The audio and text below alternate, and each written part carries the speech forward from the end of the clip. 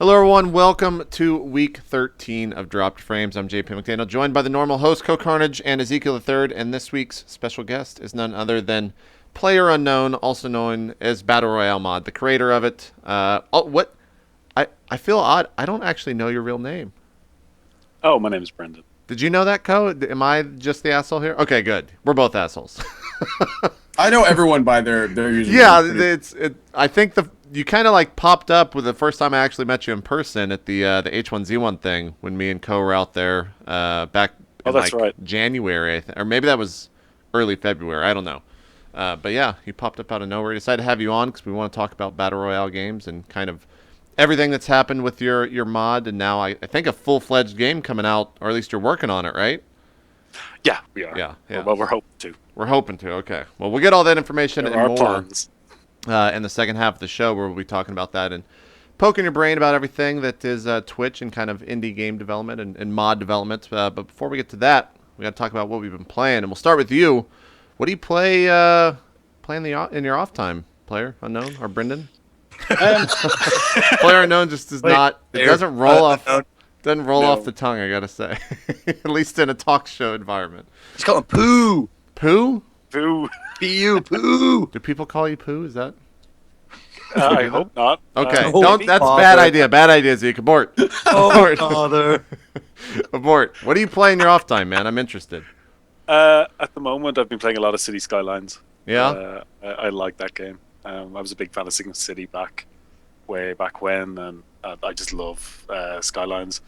Picked up Killing Floor today. I like it. It's just good zombie slaying action. And next card game I like as well. I've been playing a bit of that. Getting back to Cities, I think that the opening question for anyone that plays Cities to anyone else that's played Cities is, what's your pop at? My pop, I just got over 100K. Okay. Today. All right. So you've now entered City Skyline : traffic management. Oh God. Yeah, that's what that game becomes. But it's great, you know. I do like having all my traffic without much red anywhere. Yeah, and I'm getting good at it. Yeah, you know, people have suffered, but I'm getting good. You using any mods, or is it just 100% vanilla? Vanilla. Okay. See if I can do it that way.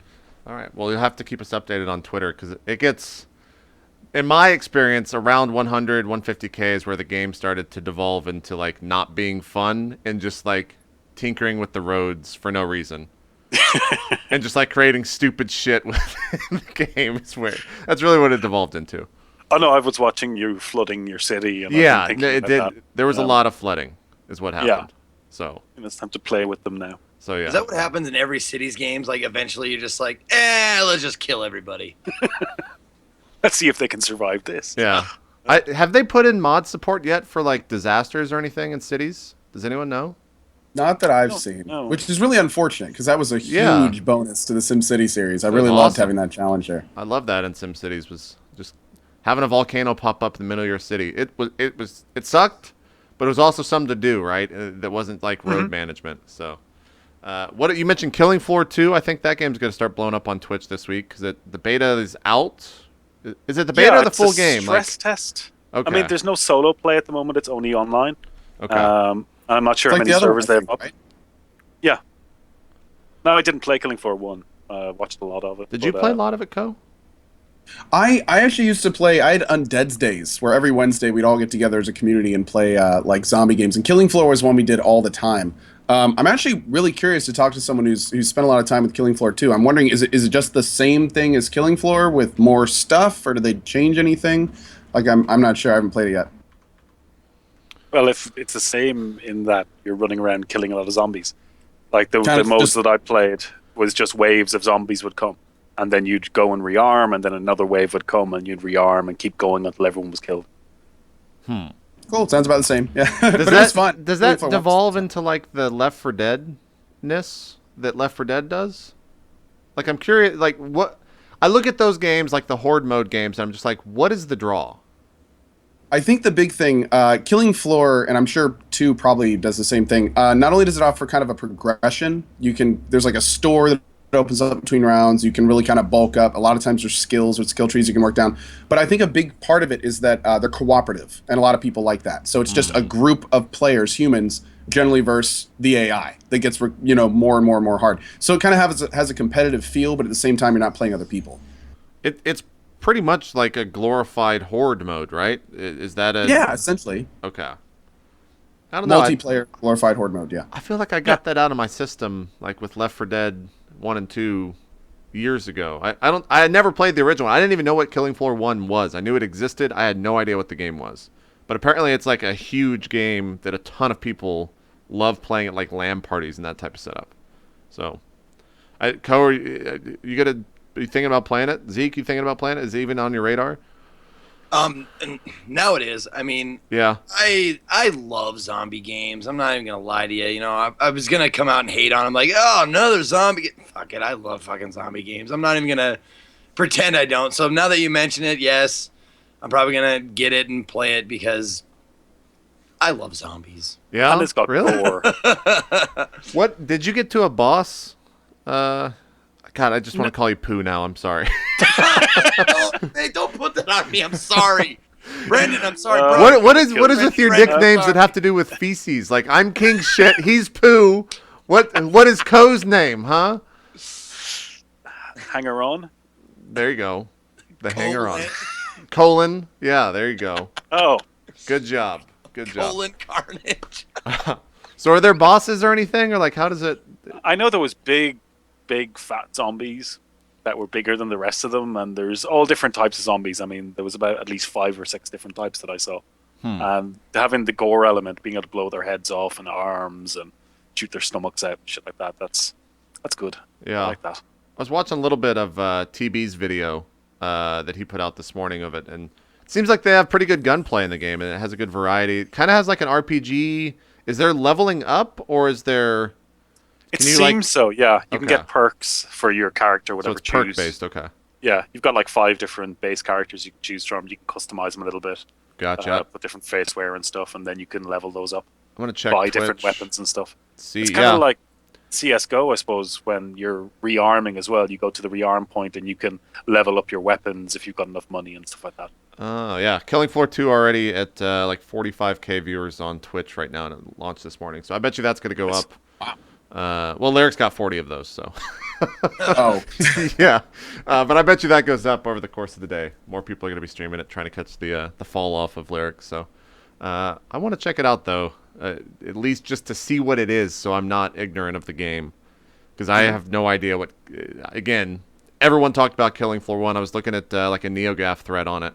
Massive thread. So many people are like hyped for this game, and I just have no clue what it is. So I'm interested to see. So, real quick, can you just buy into that right now? No, it's a beta stress test, so you have to get keys. Is it keys only? Yeah. Okay. Oh. Okay. Interesting. There's plenty floating around. Yeah. God, Zeke. It's like oddly quiet now that you fixed your mic. Right? Can you just hum a little bit lowly and buzz every so often? It's not picking it up. It's too good. There you go. There you go. Thank you. No, I know. The funny thing was, the best thing I could do is I just split my headphone jack. That was it. So now you're hearing what's going into my ears. Yeah, it's pristine. It's pristine. Yeah, isn't it nice? While we're in a pausing point. Sure. Just want to let everybody know that the new polling thing. Yeah, we should have talked about this at the start. Yeah. Is it's a link rather than you don't spam the chat. There's a link that you actually click in order to take the polls that are going to be put up throughout the show. It's a straw poll that'll come from itmeBot, so no need to spam 1s and 2s. Knows. Yeah, you'll probably just get timed out or banned if you do it enough in Ko's and Zeke's channel, and it's probably mine as well. Who knows what my mods are going to be up to, but just hit the straw poll button. You don't need to press 1s or 2s in the chat. I know it's a little bit different, but it got really out of hand last week when we were testing it. So anyways, I guess we could talk about a little bit of Rainbow Six Siege. I think me and Ko have been playing that. Zeke, did you get your hands on it at all? You've been kind of still in Bloodborne land, right? I have, but I got a chance to see some gameplay on Miss Vixen's channel. She actually had it, and she had a few people in there, and they were doing some team battles and stuff like that. It looked pretty sweet to me. Yeah, Yeah. What did you think of it? I really enjoy it. I'm very much looking for more maps. At one point I think the airplane map like 8 times in a row or something nuts. But I mean, it's like I've been saying on my stream, it's a class-based destructible environment, Counter-Strike hostage mode, pretty much, and it's a lot of fun. It does everything really well. I'm really liking the destructible environments. Like that offers an entirely new type of play. The classes are all pretty good, and I'd say none of the classes are really OP. No. But they're all very useful if played correctly, especially with people that like coordinate with their team. Like if I that's get the big thing, guy, yeah. Man, if you have a guy like calling people out, that's the one thing I don't like. Well, it's got kind of that evolve factor, right? If you're playing a pub game, no one's gonna actually work together how the classes are supposed to work together, right? Like there's one class when you're playing like the terrorists, they could throw down like flak jackets or something, some sort of extra armor. And I'm pretty sure I never saw a pub player throw that down ever. Yeah, another big problem with that is at the beginning of the round, the counter-terrorists, you control these little robots, and they kind of zoom and try to find the hostage. Well, there's one particular class that can throw down these, like, interference boxes, and the little robots can't go by them. So, of course, the first thing that class is supposed to do is run to the 2 to 3 exits to where the hostage is and put those down. And the person will never find the hostage or the other team.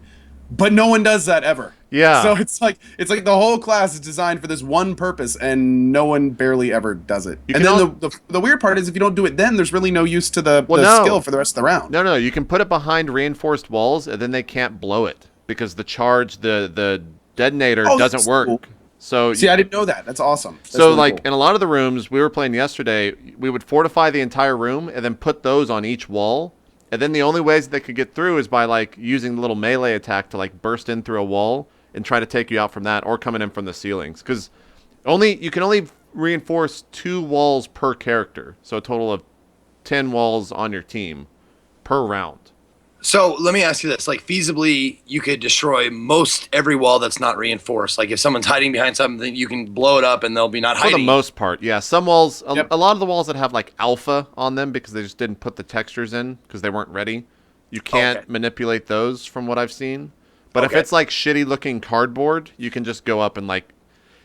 It's kind of weird how like the physics and the animation looks, because you just go up and like tap it, just like a love tap, and the fucking wall just like breaks in front of you. Well, now it's kind of cool though, because when you're using a gun, most of the walls are not just like one panel. It's you have a wall, sometimes one between it, then the other wall. So you can like if you know someone's in a room, you have to sit there with your gun for a second, kind of blasting through those layers. Yeah. And then you'll have like these weird different shaped holes. Then you have to kind of move to aim through those. It's really fun. It's really cool. Yeah. It's I'm interested to see like how good people get in that game, because my first kill ever in the game was me just like testing a gun, just like shooting randomly at a wall, and it headshot someone on the other side. there was no reason for me to like know that a person's there or anything. It's just like boom, headshot. I was like, what the hell just happened? So did you it's funny though. No, I was just like, this is confusing. I don't know what's going on. In a real situation, though, I mean, if you were to just fire a gun randomly where people were, that could happen. So theoretically, I mean, that's kind of a cool bit of realism there. Although really, really lucky. That's crazy. Yeah, it was extremely lucky. Shot the invisible swordsman. But yeah, my favorite. What's your favorite like class? I like the sledgehammer guy on I guess on the counter terrorist. I really like the breacher, the girl that has that grenade that can blast anything. Like that is awesome. No. It's the actual. It's like a grenade launcher that fires in a burrowing shell. I used that once. Yeah. That one's awesome, because I've found so many times you can kind of run with your team and then break off to like the other side where the terrorists are, blow a door, and then run back to your team, and all the terrorists will run to the open door, and your team can just mop up behind them. Yeah, that worked probably 3 or 4 times. It was great. They do a good job too when you blow a door to have like the dust and like the explosion still kind of remain afterwards. So visibility. If you're super close to it, you can kind of see through, but you still have to like wait a second. So if you rush in, you're going to be rushing in to like all the guns pointing at you. But if you're sitting there waiting on the other side, you have to wait for it. So I really enjoyed how smart that was. It's missing some big things, like obviously party mode. Not having a party system in the game sucks. Like the amount of times that we were like 3, 2, 1, Q. All right, he didn't get everyone back out like that. That was like in the hour probably, or hour and a half of waiting for other people to all get in the same game. Is it a full release? No. It's a straight up alpha. Pre-alpha. Yeah. Oh, really? Yeah. Alpha. I tried queuing with other people like 2 or 3 times, and then they didn't work any of the times, so we just gave up. It's pretty rough, yeah. It was going faster yesterday afternoon because I think less people were playing, and last night it was like one time took like 30, 45 minutes to try to get in. But every time I was like in a game, I enjoyed what I played. Still super alpha, like flashbangs will just randomly hit a wall in front of you, like an invisible wall, and jump back at you. A lot of grenades are broken in that same way too, where nades will just kind of shoot backwards towards you, completely fucked up, and you just die. I ended up killing the hostages multiple times because of just AoE attack, and like you can just spam through most walls. So if you just spray and pray down a line, one of those bullets might just hit the hostage in the head, and then you end up losing because of that. I team killed a lot of people too, which is quite funny. Dude, that sounds like such your style though. It's like, don't care, bro. We were playing with Mama Spoon was in there, and like in one round I team killed him. I went to go kill the guy, and he's screaming, "Don't be a hero, don't be a hero." So I get up, revive him. The guy comes through the door. I shoot through Spoon, kill Spoon again, and then kill the guy in front of him, and then res him again. He's like, "You're an asshole, man." I had to get the kill. So you could easily use like meat shield, just stand behind the biggest guy. Yeah, you can. Yeah. That's neat. Talking about alpha though, if you're below 50% health and then your teammate TKs you and revives you, you come back with more health. Really? Than you had. Yeah. I thought all revives were at 50. Yeah, okay, it comes back at 50. Yeah. Oh, okay, so I guess that's true. If you like take a non-fatal wound, you could just come back. There you go. The pro plays. It's got a lot of little issues, but it's still the basic framework, the foundation is enjoyable. Like once they get all this stuff worked out, get more maps in, private things, and also you can tell there's a meta game there. Yeah. Like that, when every so often between levels, you'll catch these little glimpses of like an overall level going up, but we don't have any idea what it's for, what it unlocks. Like another thing we were talking about today is how cool it would be if you could unlock more equipment, weapons, and gear, but we didn't see anything like that yet. So yeah. What do you prefer, airplane or house? What's your pick there, Ko? I like the house. I think the house just is because better. the rappelling is It's awesome. so cool, man. Oh my god, it's awesome. Like just you can rappel over the side, upside down, Yep. next to a barricade, and then just shoot out 2 or 3 holes. And now you're shooting at an angle no one expects, and you can get like 2 or 3 kills. Just look around because no one's looking for you. Yep. I mean, it was so, and I've never had a mechanic like that in a game, so that was a lot of fun. I felt like a complete badass when I rappelled down from the roof, upside down, and then like walked past the window and got a double kill, and then just like kept walking. Just flipped upside down. Like that was a really cool It's like moment. Hollywood shit. Yeah. Yeah, it's super Hollywood shit. The other thing that sucked is that there's like a bug. If you get too close to the edge, you'll just fall through. So, like me, Lyric, Shorty Guy, and one other person were all on this edge, and like Lyric fell down. I walked over to the ledge. I fell through the world. Shorty Guy walked over to the edge. He fell through the world, and we're all just sitting there like bleeding out on the ground as our teammates on the other side of the map. So it's got the good like little bugs in it that will obviously be fixed, but there's still a lot of fun in alpha. So I'm having a lot of fun with them. When can we see rappelling in H1Z1? That's true. When are we going to see it? The hard questions. I think climbing next first. official announcement, right? Right now, here on the show. I'll get on to Smed about it. Awesome. Okay, don't worry. I wonder, I'm trying to think if that, I guess you could like rappel to the very top of a building. I'm trying to think of the actual idea of rappelling in H1Z1. And if that would suck, or if it would just be like, in Battle Royale, there's 3 guys left, and everyone's on each side of a building, and they're just sitting there hanging, like watching for someone to come around a corner of the building. Does sound kind of cool though. It would be kind of cool, but I don't know. I don't know how I feel about that. Like, the gas would have to come in at a proper area, and like one guy on the side of the building would be fucked, so he'd have to come over to the side. It'd be interesting. Yeah. Get rappelling in the game. But yeah, I think we both agreed Rainbow Six Siege seems pretty promising. Yeah, definitely. Very fun. Yeah. I don't think it's good. I think it's going to be like Evolve. Like, you want to play with friends, not pub it. Is kind of what I'm getting from that. Yeah, we were talking about that this morning. It's going to get to the point where if one team is utilizing all of their classes properly, you will need to counter it in some ways, or you just get rolled. Another thing on that note, though, it's kind of interesting. I noticed the more people that were run and gunning tended to really die the quickest. Like there's a whole lot of it's much different from kind of your standard deathmatch kind of thing. Now, granted, because it's last man standing, but it was really kind of interesting to see everyone playing in a completely different manner than you're kind of used to in the multiplayer shooters, which was good. It was a nice change. One thing that I do not like is on house. If you run outside, you get marked. Doesn't matter because you can just run outside. They don't expect it, and you'll just get kills right off the bat. They need to put like a sniper AI or something on the outside of the house, so the second you walk out, you just get shot. Because otherwise, like... Well, no. I mean, here's the thing, though. I think once the game releases, like, people get used to seeing that, and those people running in the house will get shot instantly. Like, every time I move in from house, I look in the windows, and I kill more people in the windows than they tend to me, because I'm looking for it when I go in. That's true. So that's one of those things that players will learn how to get around, and the people that do that will probably end up getting killed a lot more than getting kills.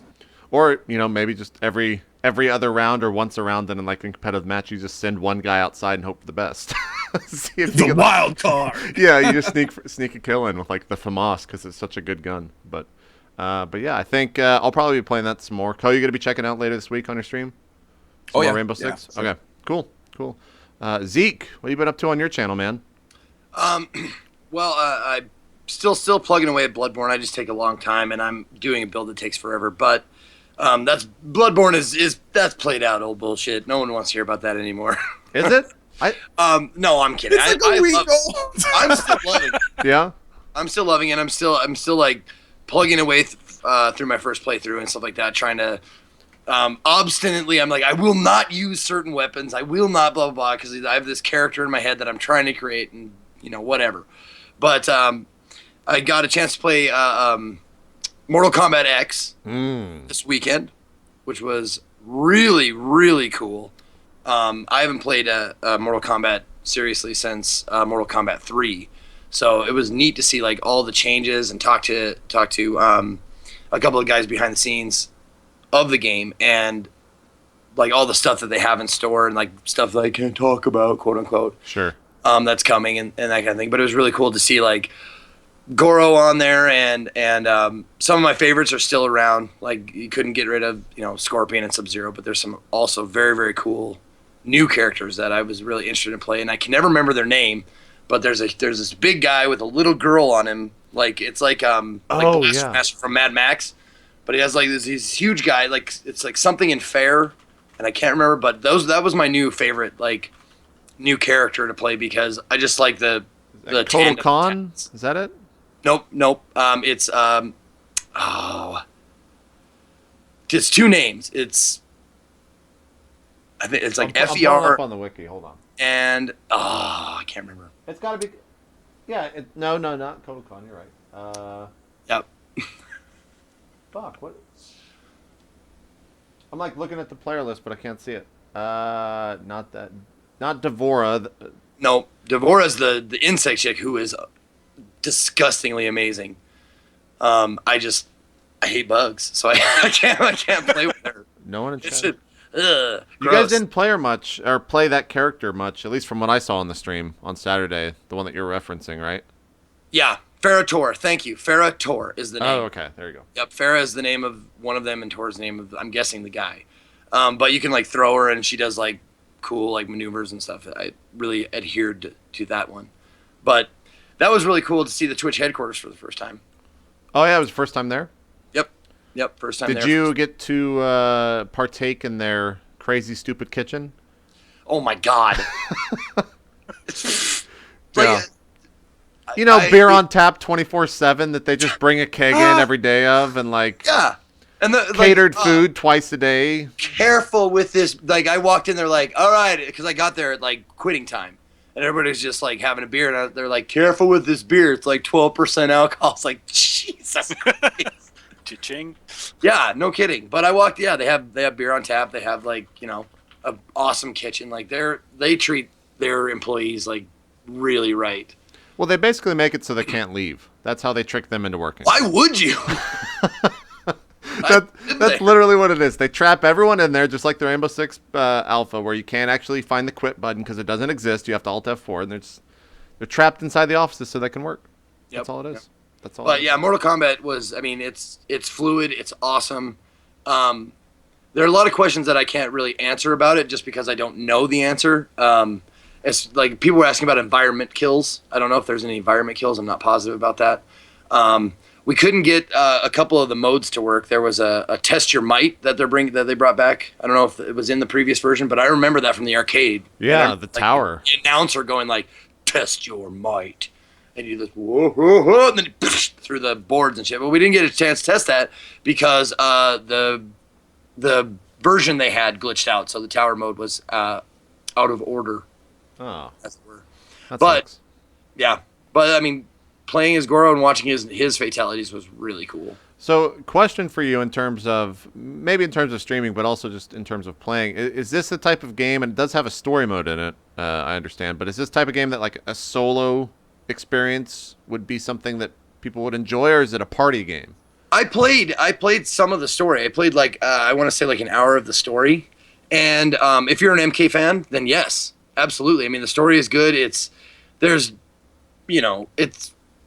You might want to bone up on like the previous events of the Mortal Kombat series because there was stuff I was unaware of, and I was like, who's this guy? And they're like, oh, this guy did this guy did this.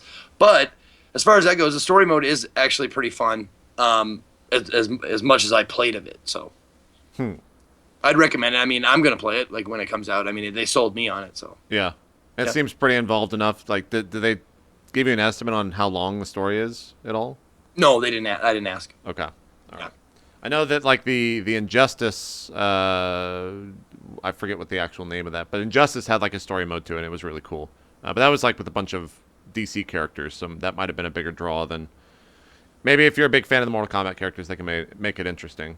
I never played MK9 at all in any capacity, but yeah. Well, the guy there were some things he didn't even tell me about, like some reveals of things that are in the game. So.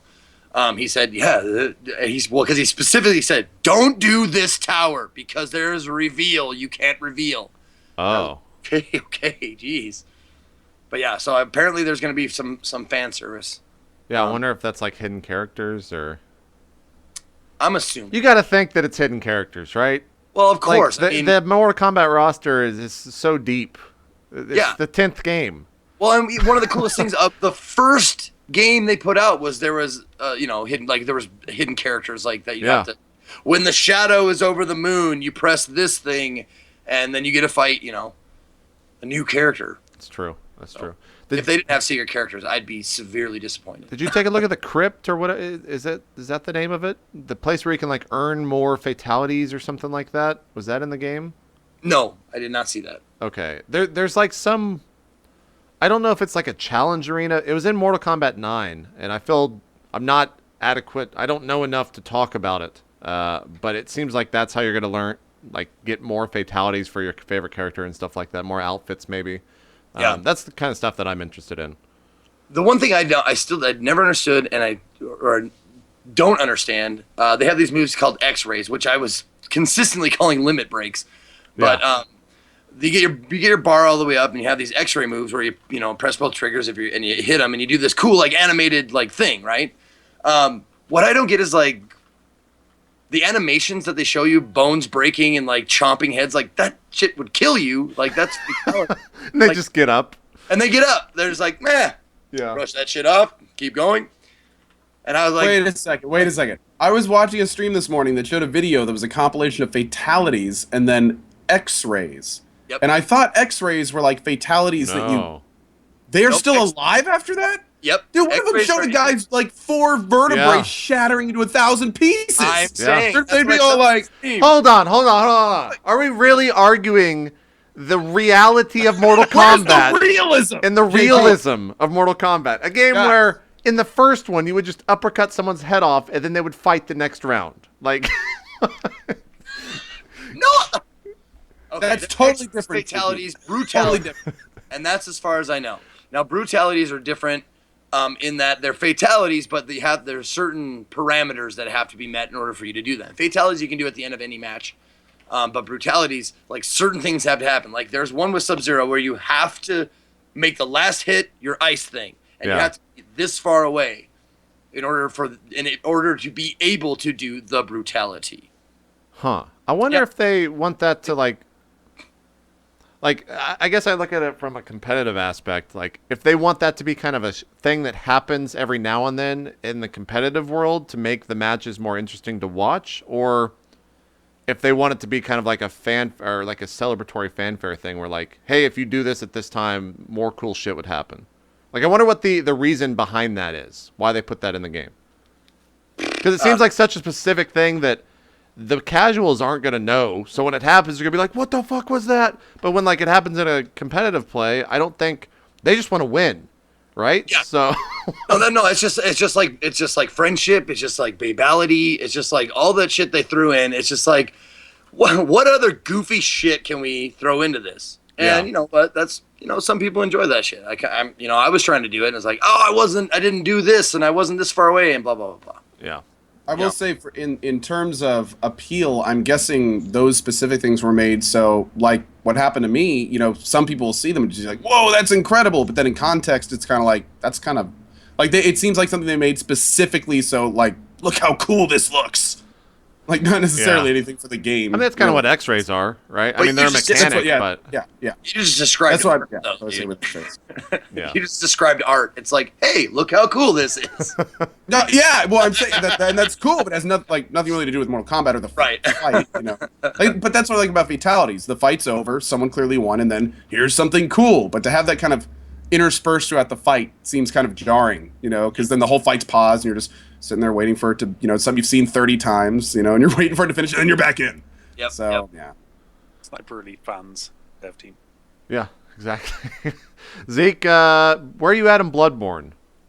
I'm at the final boss, but I was delaying my gratification until I did like the chalice dungeons. So I'm working on those, and I ran into a pretty bullshit one where it was like a lot of one-shot kills and a lot of like it was just very bad location for this particular boss to be, and it just kept killing me over and over and over again because there were one-shots just like out of the blue. RNG one-shot, like arcane. It was the maggoty, spidery thing underground in the cave. In the room. Yeah. I haven't. It was horrible. I gotta say, I'm not the chalice dungeons, and I went to them in New Game Plus like right off the bat because I didn't think I was beating the game, and then I beat the game, and then I got into New Game Plus, so I'm gonna miss out on like 3 bosses because I'm not gonna go back through all this other shit. And so I started going through the chalice dungeons, and like I think I got through like 5 or 6 of them, and I was just one-shotting everything, like literally, actually, like you were saying last week, Code, like one attack would kill everything, and it just wasn't fun. No, I don't know. It's much harder though when you go deeper. What were you saying, Zeke? I don't know if this is a spoiler or anything. I don't know if you got to put up whatever, but I'll put it up just in case. When you get like, because in the other previous Dark Souls games, you would get to like the final boss, kill him, and then you'd have the option to start an NG plus. Yeah. Do they do they just immediately throw you into NG plus? I mean, I think there's a little bit of a warning, maybe, but it's like text flavor. It's not like a yes or no type option. You just kind of it happens and the game ends, and then it goes to the game. Yeah. Okay, so the last boss, you go in NG plus. Yeah. Well, there's how. Yeah, without ruining it, do you have the option of stopping? Is what I'm asking. Does before you finish 3 items mean anything to you? Does using 3 items mean anything to you? Not yet. Okay. So there can be multiple stages in the that you can kind of like get to an end point and then an almost end point. But at the end of the day, when you defeat the boss, it is over and it restarts and goes. Okay, cool. Yeah, there's no like. If I do that. That's what I want to do. I want to do like the chalice dungeons through my first playthrough and shit like that, and then I'll just go do the last stuff. Okay, cool. I will say. I hope people know what I'm talking about. The final boss is probably my favorite. Okay. He's my favorite. He's the hardest. He's the coolest looking. He's like the most interesting to me. And I really enjoyed the final boss. I agree. I actually made that comment multiple times during the fight. Yeah. Like, it was the most challenging in the entire game, 100%. Think so? I didn't find it that. Are you going to stop? Are you going to stop? Zeke, take your headphones out. Zeke, take your headphones out real quick. Are you talking about the blood demon? or the moon boss? Or are you talking about the guy before that? Huh? Okay, Yeah, I'm the talking moon about one. the guy before that. Oh, Because I didn't fight the moon guy. with the thing that when he does the thing with Yes, the other thing. yes. Ah, okay, yeah, that's Yeah. a good one. Yeah, yeah. I didn't fight the final boss. So, but yeah, Which is also cool. Yeah. But they're both really cool. I mean, both the end bosses have great design. I really enjoyed both of those fights. I had a lot more trouble with the first one than the second one, though. A lot more. Yeah, the first final boss. That's what I was saying. He's the hardest. I thought he was the most interesting fight. But apart from that, we're spoiling it right now. So Zeke, come back. You're good. Anyway, There we go.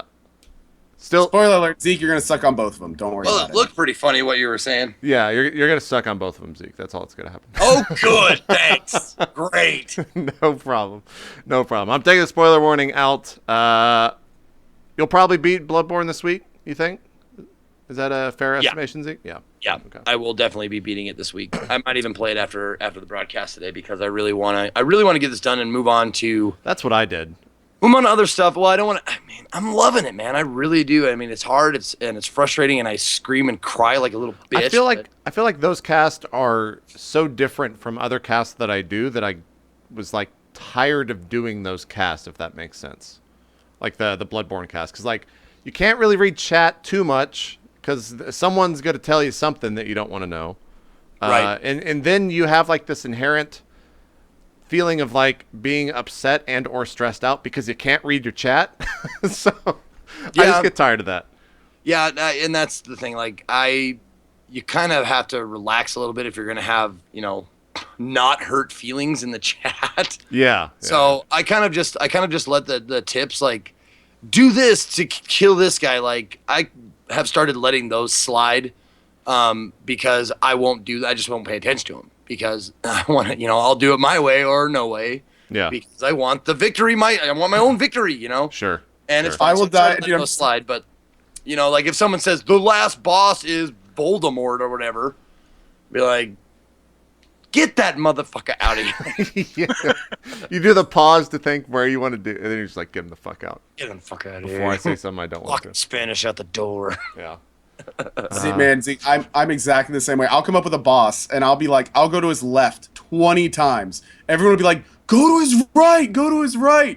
I'm like, no, I'm gonna kill him going to his left. Like, that's what I want to do. And then all of a sudden, like, I die too many times, I get pissed, I go to the right, and then I realize that, like, he's holding his other arm next to him, and it's, like, totally obvious you're not supposed to be going that way. I should have just listened to chat, but JP, dude, I felt exactly the same way. That game is really, the worst part is the newer viewers that see you die a bunch of times, and then they give you a hard time in chat, and then it mixes with other viewers. And another big thing with Bloodborne is, as the next Dark Souls, a large part of the community in Bloodborne are people that are literally watching it for perfection. Yeah. They like speedrunners. That's their thing. So they go to our streams, and they're like, look at this joke of a player. Have you ever seen, like, this streamer and this streamer? Why are you even streaming? And they just It's like, hate on you.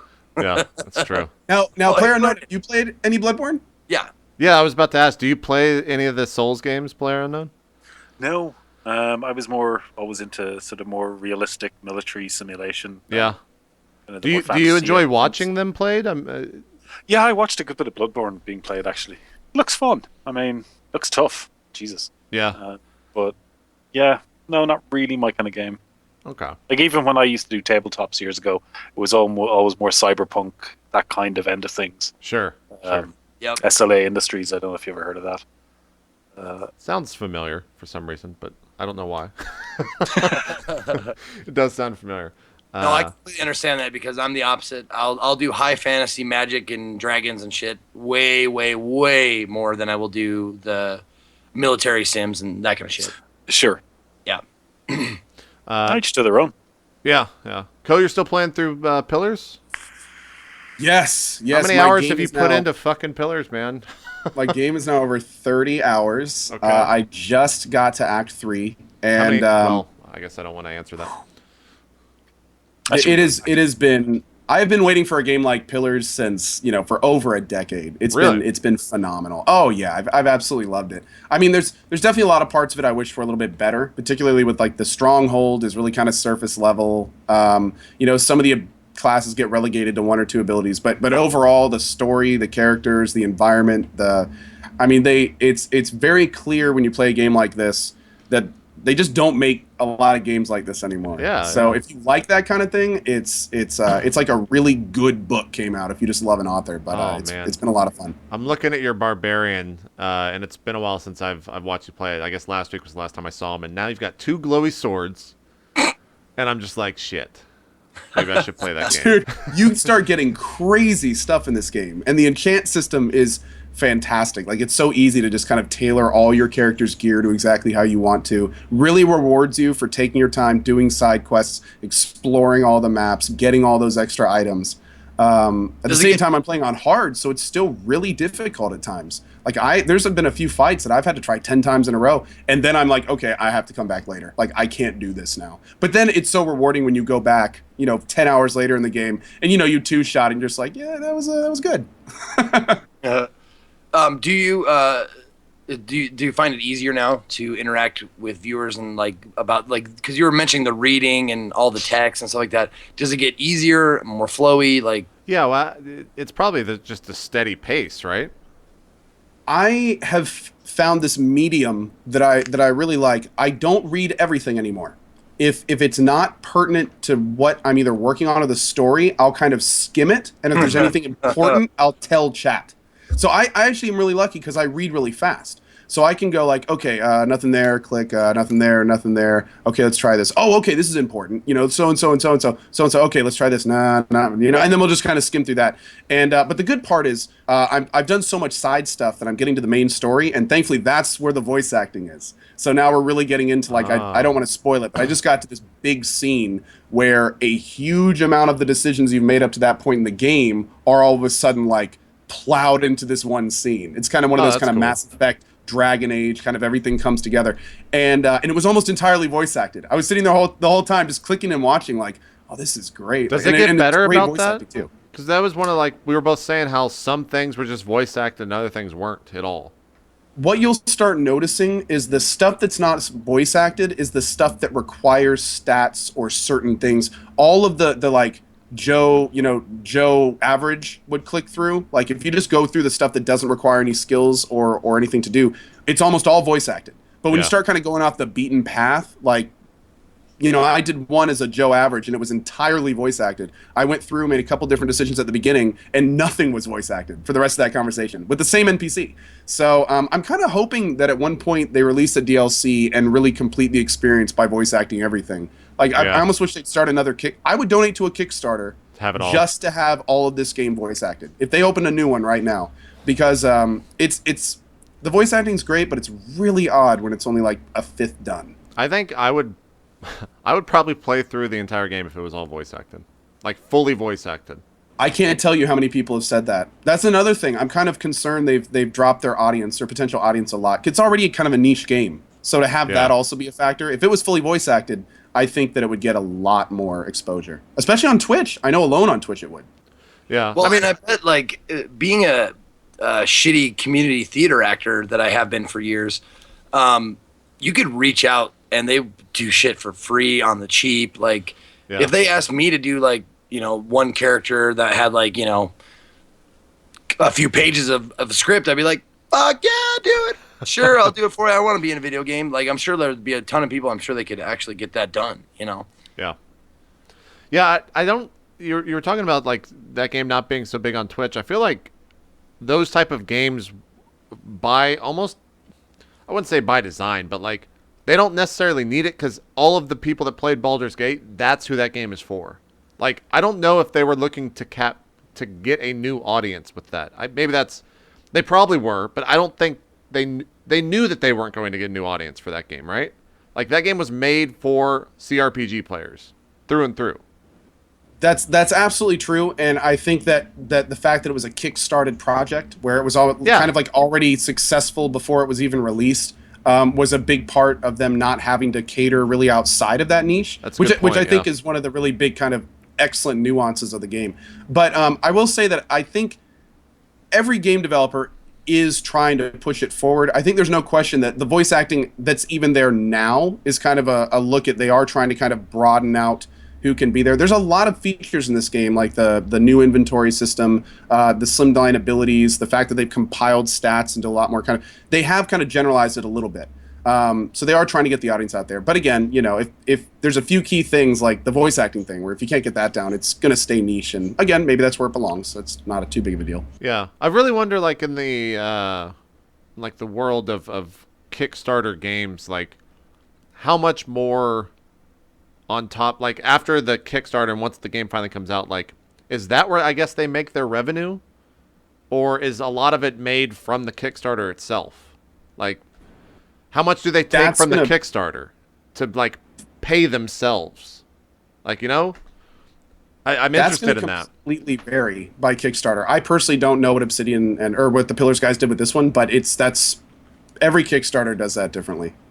Yeah. I'd be interested to talk to someone about that, whether it's on the show or just if there's like an article or something like that. Someone feel free to link me, because that's. I can tell you, ours is generally like the one that we're going to be putting up soon is almost all just to make the game. There's zero, you know, sales are still going to be required. So I'm guessing that's most likely how most are. And it did really well on Steam like the first week. I think it's probably still in the top 10 slot. So probably at least top 20 for sure.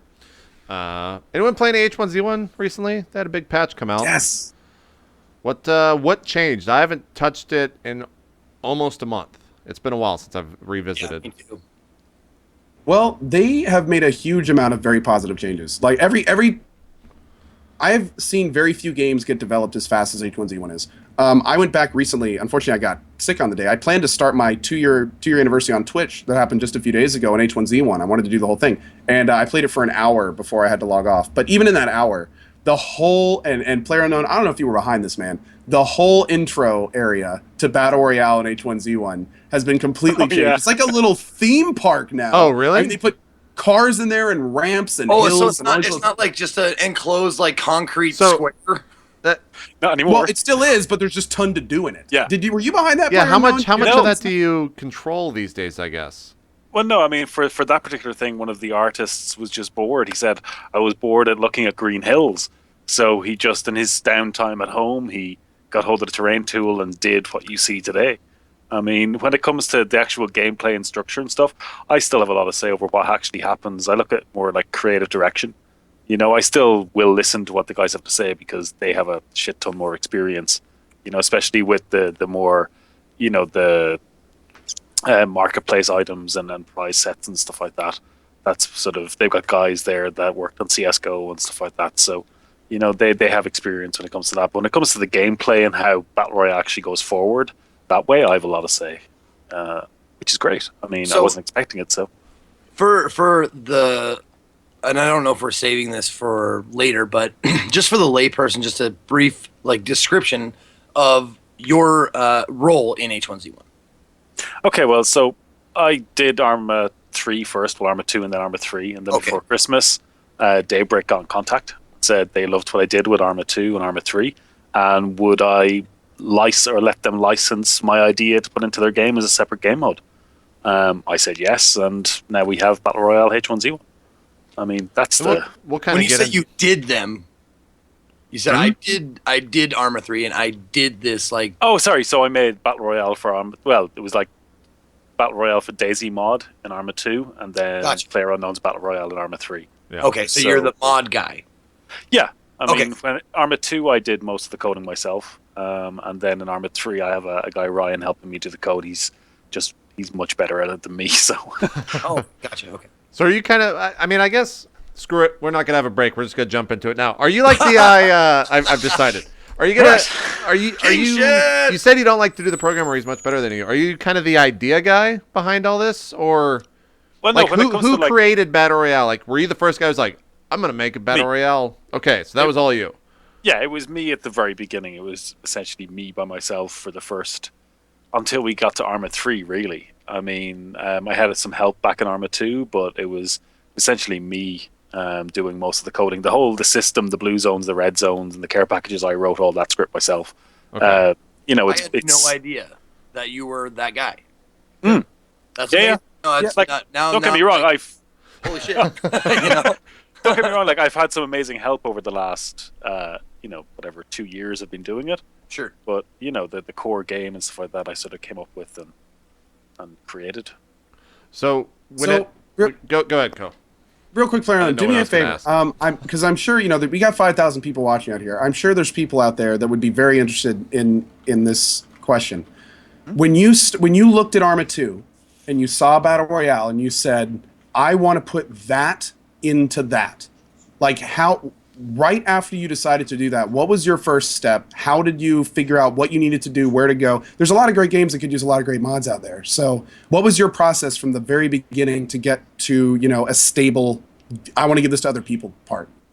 Well, it took about a month total, more or less, because I had like a vanilla DayZ server that I added scripts to and changed the loot tables around and made it just a lot more fun. And we used to get 80 people a night playing just vanilla DayZ, essentially. And I'd added a lot of stuff to the map. So I just wanted to see if I could make a mod.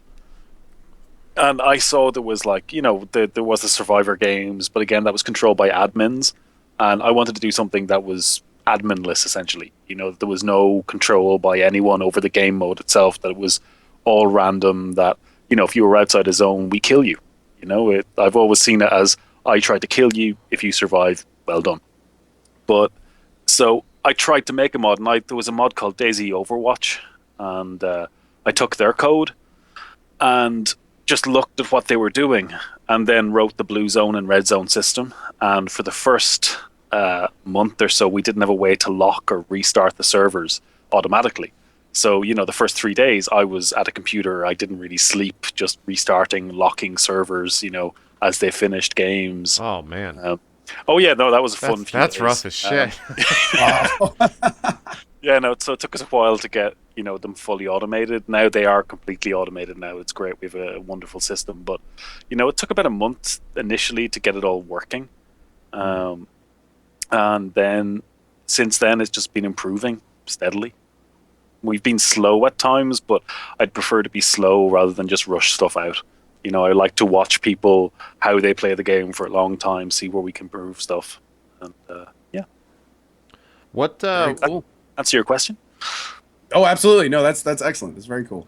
What, for you has been, maybe the answer to this is that it's been more fun making H1Z1 because you made money off of it. But for you, what have you actually, do you prefer H1Z1 Battle Royale? Do you prefer Arma 3 Battle Royale? Is there a preference for you there? They're two different monsters, really. Arma 3 Battle Royale is for those who like simulation. It's, it's a military engine designed for simulation. So, it's going to be realer. Arma is a stunning looking game. Yeah. H1Z1 Battle Royale is more, arcadey, I guess. It's more akin to CSGO, that style of shooter, rather than Arma, which is a little bit clunkier. But, it depends on what kind of game you want. You're not going to be blowing down fences with shotguns in Arma 3. But, that's fun in H1Z1. Sure. I guess for the idea of Twitch and Battle Royale entwined with that, did you ever think that, you'd have, I think at one point you've probably got 60 or 70,000 people on Twitch watching a Battle Royale game, whether it's in H1Z1 or Arma 3. Was that ever something that crossed your mind? No, see, as I was saying to you guys before we went live, I don't consider myself a proper gamer, I didn't spend a lot of my youth. I did play a lot of games when I was younger. As I said, I played some tabletops and stuff in college, but then I discovered the way of electronic music and I DJ'd for years. So I played games, but not really all the time. And then when I was in Brazil, I was there for 6 years and I was married for 2 of them, and then 4 of them I was by myself, essentially. So that's where Battle Royale came from, being in a room by myself and wanting something to do. So, I started playing games again. I met this great group of guys from the States and we used to play DayZ a lot together. But before Battle Royale, I didn't know about Twitch, really. I didn't really watch a lot of people playing, especially on YouTube and stuff like that. I didn't watch people playing games. So when Battle Royale broke and, 70,000 people watching it and stuff like that, I kind of went into it not knowing who these people were. People would say, oh, the Gassy Mexican's playing your game. Captain Sparkles is playing your game. And I'm like, who the fuck are these people? So I think that everybody go you don't know these people. Oh, what's wrong with you? I get that all the time. Yeah. But that kind of gave me, because I never made the game to be played by streamers. I made the game to be played by people, for people to have a good game. I didn't care if you got lucky then, man. And because you made probably the best streaming game in the world. This unskilled guy, like, within a short amount of time, made it to the top 10, like the last 10 people standing. Albeit, I think the server glitched out, so there was only half the population that was supposed to be there. But I still had fun playing it, and I suck at games. Yeah. Well, this is like when we first You actually do. That was a yeah to you suck at games. Thanks. When we first played like Battle Royale in H1Z1 in the offices, it was great because like a lot of those guys are jaded gamers. You've met most of the crew over there. A lot of them are 40 plus, 50 plus, and there was screaming and laughing going around that office. When they played that first game of Battle Royale. So I've compared it to poker a lot. You got one chance to win. When you get into that final table of that last 10, you've got serious adrenaline going, because and plus because it's random every time. You never know where. And that was my whole plan, was that I didn't want people to know the map. With CS:GO, you've got Dust. People know that map backwards. You could walk around it blindfolded. With Arma 3 and H1Z1, it could end up anywhere. So yeah, you can know the map, but not to the same level. Yeah, it's true. Zeke, so JP, to display the product, you pick a 2-minute video from one of the bugs in the first. Look, I'll always say this: the best thing in H1Z1, forever and ever, will always be skating. It's the number one thing. To be fair. If they make a mod where you can literally do this and race with other people across the finish line, I will play that 24 hours a day. How do you get that to happen? You can't anymore. It's fixed. This was the day before they fixed it, and I went for 5 minutes straight. It's the world record. It's the self-proclaimed world record. Can you get shot? Yeah, you'll see right here. I run into a car pretty soon. Okay. It's one of my favorite things I've ever done in H1Z1. Some of the bugs they've had have been brilliant. I think that's what makes those games so fun. Is a lot of the times it's just like that shit. Like I just floated up into the fucking air. It makes no sense, but it's so much fun. I like the Halo glitch. I was there for the Halo glitch where you have this white circle ring around you. That was awesome. Oh, that was like super early on, right? Yeah. I don't even. I was in the office for that as well. Oh yeah, that must have been fun. It was just because people were running around the place going, What? Because it passed QA. We had tested everything internally, and there was no lighting glitch. And then suddenly it goes live, and we turn on Twitch H1Z1 channel, and everything is just like bright lines across the screen on every single channel. Yeah. So with I'm still going with the with like. What were you gonna say, JP? You were gonna ask me a question. Did you ever play like the Arma 3 Battle Royale? No, but I would be really interested to see that, because it's a different beast, man. I've been asked to do something with Arma 3 recently by another streamer, and okay, yeah, I know what you're talking about. I'm kind of apprehensive about it, but he reassures me that he's like, no, we're gonna put like bad players with excellent players, and we're gonna try and match them up as best I can to do a certain thing. Yeah. And I don't know what it is. And I'm like, I've never played Arma 3, like, don't know what it is or how to do it, but I'll pick it up. It's like Daisy. You're going to be that guy at the start that's just crouching and looking down going, how do I stand up? How do I? And then you're going to go prone for 5 minutes. How do I go crouch?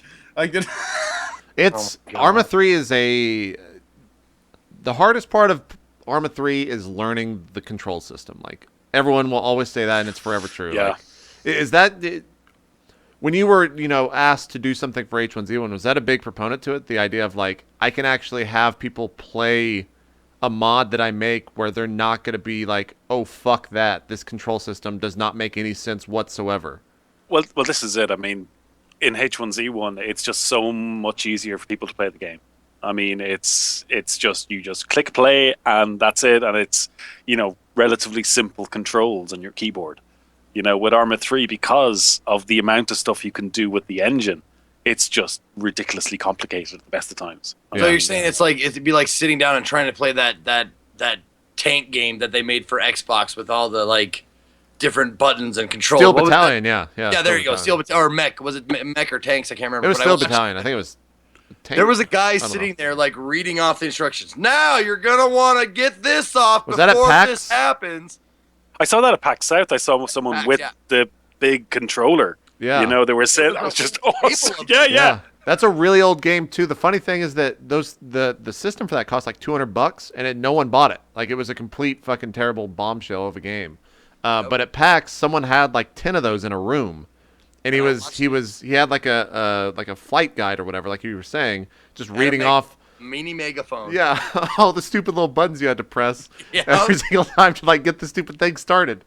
That was interesting to watch for sure. So that's what Arma 3 is like. I'm gonna be like, kinda, man. You don't move around with the WASD. That's not even the most, like, before you even get into the game and learn the controls, you have to get past the engine that is Arma 3. You're not really selling me on this now. It's really like, the engine of that game is probably still like the most unoptimized, unless Daisy Standalone takes this, but it's just not. The Arma engine is just terribly fucking optimized. It runs like ass on any machine, no matter what you do. It doesn't scale well at all. Yeah, it does not scale well at all. You could put fucking two Titans together and you'll still maybe get 60 FPS. Yeah, I barely pull 60 FPS with like the stupid fucking machine that I have. Now, that said, there's a lot to be said about the mods and the missions out there, that a lot of them are not the best coded pieces of work. Yeah. So, that will slow down your FPS.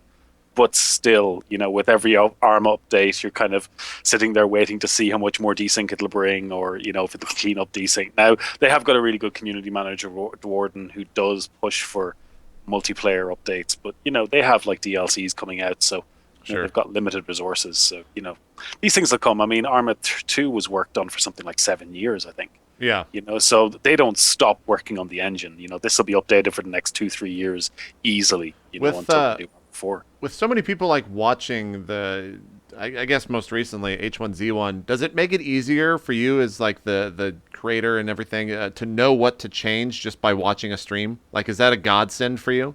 Oh yeah, I mean, watching people play and seeing their reactions to stuff, it helps. Oh, a shit ton. It really does. I mean, it's, the great thing is the system that we have is simple and it doesn't need much tweaking. Right. I mean, it's, we want to make the fog look better in Arma 3 Battle Royale, but the system itself doesn't really need a whole lot of work, and I don't want to add a huge amount of stuff into it, because then it'll take away from the simplicity of it. I think that's what the key to the game is. It's find weapon, kill everyone else. Sure. Well, they still sell Rock'em Sock'em robots, and that's fun. Why fuck with it? Is it safe to say like your development process on like H1Z1 BR is not finished, but you've gone back to Arma at this point, or like where are you at right now in terms of what are you working on and what are you focusing on? Well, I'm focused on Arma 3. I mean, I'm still involved in H1Z1 BR in that, that anything we do with it when it comes to, like, we have leagues and tournaments coming up. We'll have leaderboards and stuff like that. And, all these kind of things I'll have input into and how we go forward. But, they do the developing at the end of the day. I mean, I'm not at a level that I could code for a game the way they do. So, right. I'm happy, leaving the development to them, because they know what they're doing and they're much more experienced. Sure. But so that frees me up to do, and this is what I loved about, the deal that Smed gave me, that it's non-exclusive. So, if I want to add Battle Royale into any other game, I'm free to do that. Arma 3, we have our squad system just out now with the last update. We're going to have squad servers. We have our leaderboards being worked on as well, although they've been down for a long time. But, when you're having people work for you, for free, essentially, it's hard to get stuff done sometimes. Sure. So if I called you up and I was like, hey, Brandon, remember me? Teach me how to play Arma 3. You'd be like, sure, let me get on my headset here. I'll get you going. Oh, I said, no, don't do Irish accents. It was be God. What I was doing. It was good enough for that. Yeah, it was good enough. Yes. For far and away, maybe. No, but the answer I'm actually asking, if I picked up Arma 3 for the first time, Do you think you need fun teaching a new player how to play it? Oh yeah, I mean the great thing, like Arma 3 has like boot camp in there anyway, so if you go into the game, it'll teach you how to play. Yeah, they do have a tutorial. Oh yeah, super. They have like a advanced virtual tutorial. Yeah. And that's kind of how I jumped in. Really, the best way to if you're looking to play it, Zeke, like do the tutorial on how to like move and crouch and maybe aim, and then just jump into a game. It's good to know how to do that too. Like those three things, and then you'll figure out all the little intricacies of what you need to actually do. Well, maybe the question I need to ask is why make it so complicated? That's just the Arma 3 engine. It's because it's a military simulator. Yeah, it's a hardcore militaristic simulator. Like the amount of things you can do in the game are not the amount of things you have to do in the game. But they give the players so many options to keep it very realistic. So you can go very in-depth with specific things, but from your perspective, what you're going to be doing, you're not going to even need to worry about like 60% of it. You're going to need to know how to move, how to aim, how to get into your inventory, and how to get between crouching and prone. And then how to use objects. And you'll pretty much be good to go. Yeah. Like I've played Battle Royale a few times, and by no means more than a few hours. And 15 minutes in, I was comfortable and got a couple kills. Yeah. So it was okay. If you can point your mouse at something and shoot, you can probably get a kill in that game. Yeah. The fun part for me, and it's kind of a question, and you might not actually have the answer because this is maybe just a design or a development process for H1Z1 as a whole, but for me, the Arma 3 Battle Royale, the reason that I might enjoy it more is that I can pull off a 700-yard shot off in the fucking distance with not even a sniper rifle, but with just a scope on someone. And my parents' sights. Yeah, and H1Z1, you can't even see more than like 300 meters off. So is that something with like Battle Royale, is that something you want to see in H1Z1? Maybe not. You can actually develop it because that's not you, that's them. You will see it in Battle Royale in H1Z1. I mean, this is all matter of time. Exactly. These are all things that, especially with server draw distance, or with draw distance in general, it's up to optimizing the code. But these are all things they know they have to add. Yeah, they'll be added. Just give them time, because the game is like barely a year old at this stage. Yeah, I mean, it's not even a full year in development, so we've got another 6 months, a year to go. I'm sure we'll see massive improvement. It's true. Do you think? But at the moment, it's fun. Anybody can answer this? Do you think this, like the Battle Royale, is going to be the thing to do, and the survival building aspect will just fade away? No, I don't think so. I mean, sure, Battle Royale is fun, but they've still got huge amounts of players that play the main game itself. I think people have wanted and still do want a proper zombie survival game. And to my mind, that doesn't exist yet. Last week, H1Z1 came close with their masses of zombies that they released into the wild. It was awesome seeing, hordes of 50, 60 zombies. And God, that's always said that, like in like DayZ and H1Z1, like, where are the goddamn zombies, man? There should be like roaming hordes of them that, they're hard to avoid. You have to be quiet or hide or whatever. Like that kind of stuff, because there's no way you're going to kill them all. So that was that feel too. That was part of the big patch that went live last week, was zombie hordes. Oh yeah, they upped the number of zombies and stuff, and then they released another patch which reduced them. They're being tweaked, but they have the capacity now to add in a fuck ton more zombies. Do people maybe Ko? This is a question for you more so than him. I'm just interested in like H1Z1. For a while there, I don't think I've played the actual game of H1Z1 since like week 2 or 3 of the game being released. Like, is there a big group playing that still? It's actually very interesting you asked that. I haven't played it a lot recently. The last time that I really dived into it was back when they added the second floor building. And I talked to a lot of people that play it. Now, my server, Last Stand of the Coalition, I've been back and forth in emails with Sony. It's capping out at like 30 people a day. Which is good, but at the same time, it's because I'm not playing on it. The whole reason we're talking is because they're moving resources around to, go back. And the big thing with that is I was actually pretty impressed. A lot of people are still playing it, and there were even more than that before the zombie horde issue, which I think a lot of people didn't know was fixed, and they're kind of going back in. But with me, I'm actually planning on going back as soon as kind of the next patch hits, I've been actually playing a lot offline, kind of checking out the changes, doing that, playing a lot of BR. But the main game is really coming along. They're making some great changes. They're just now getting to the point where they're making like the big tuning decisions that are going to decide kind of what the whole experience is going to be like.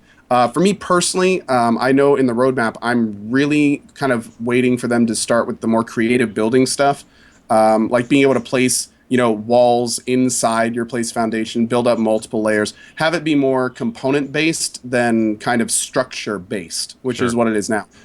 Because it's you can't put windows in, you can't really put your own door. Right now it's very, very basic right now. So I'm hoping that they kind of take that building to the next level, because I know that for like Rust and stuff, one of the big reasons people are still playing that game, and tons of people do, is because they can build whatever they want. They can really design in that game. In H1Z1 right now, it's just kind of like, you get a few pieces to play with, and you can spin them a few ways, but all bases are going to look generally the same. Right.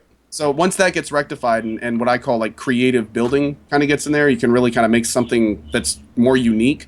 That'll be good. And I think the workbench stuff that they added in recently is also a huge step in the right direction. And what is now that? You actually have, to expand on it, what is that? Now they're adding in features that encourage... Tell me all the patch notes, Co, please. That's basically what I'm doing. But no, this is actually an important one, because this shows kind of the direction they're taking it, which is really making me excited. And what that is they're making it so they're encouraging players to really build bases. And they're doing that right now by a thing called workbenches, where you have to put an item down, and if you're in proximity of that item, you can build more stuff. So it basically encourages you to pick a location, get resources there, establish, a base to then, hammer in which your is inventory. You can just got it. Okay, bingo. Cool. That's cool. Like so, it's like your garage or whatever. Yeah. Once they get the game to a point where you can really kind of carve out a little area that's your own, I think they'll see a lot of people come back. And I think the big building patches, I know that those are going to bring me back, and there's other streamers that are kind of waiting for those big changes too. So, but I can tell you right now, it's definitely heading in the right direction. I mean, every patch has been significantly better. I love even just the little stuff, like seeing weapons on the back and things like that are just really making it look a lot better. It feels more complete every time. I'm thinking about going back to it, at least in the next couple of days, because there's kind of a drought right now in terms of games that are out. Oh man! And if you have not used the new BR queuing, they've basically completely fixed BR queuing. Yeah. That was one of my biggest issues. Go ahead. Yeah. Yeah. No, I just said thank God. Thank God! Oh, I thought you said back up. I was like, oh God! I thought you were like, wait, back up. It's not fixed. No, but in this case, I remember multiple times saying, my biggest problem with this game is the BR queues. This is bad. I don't like. Now you go in, you click a button, you sit there for, I think I didn't wait more than 15, 30 seconds, and you're playing. No That's crashing, no waiting for servers. No, I mean, That's good nice. to hear. Kudos to them for that. Is this the new that we're looking at? Is this the new, like... Yeah, this is the playground thing, yeah.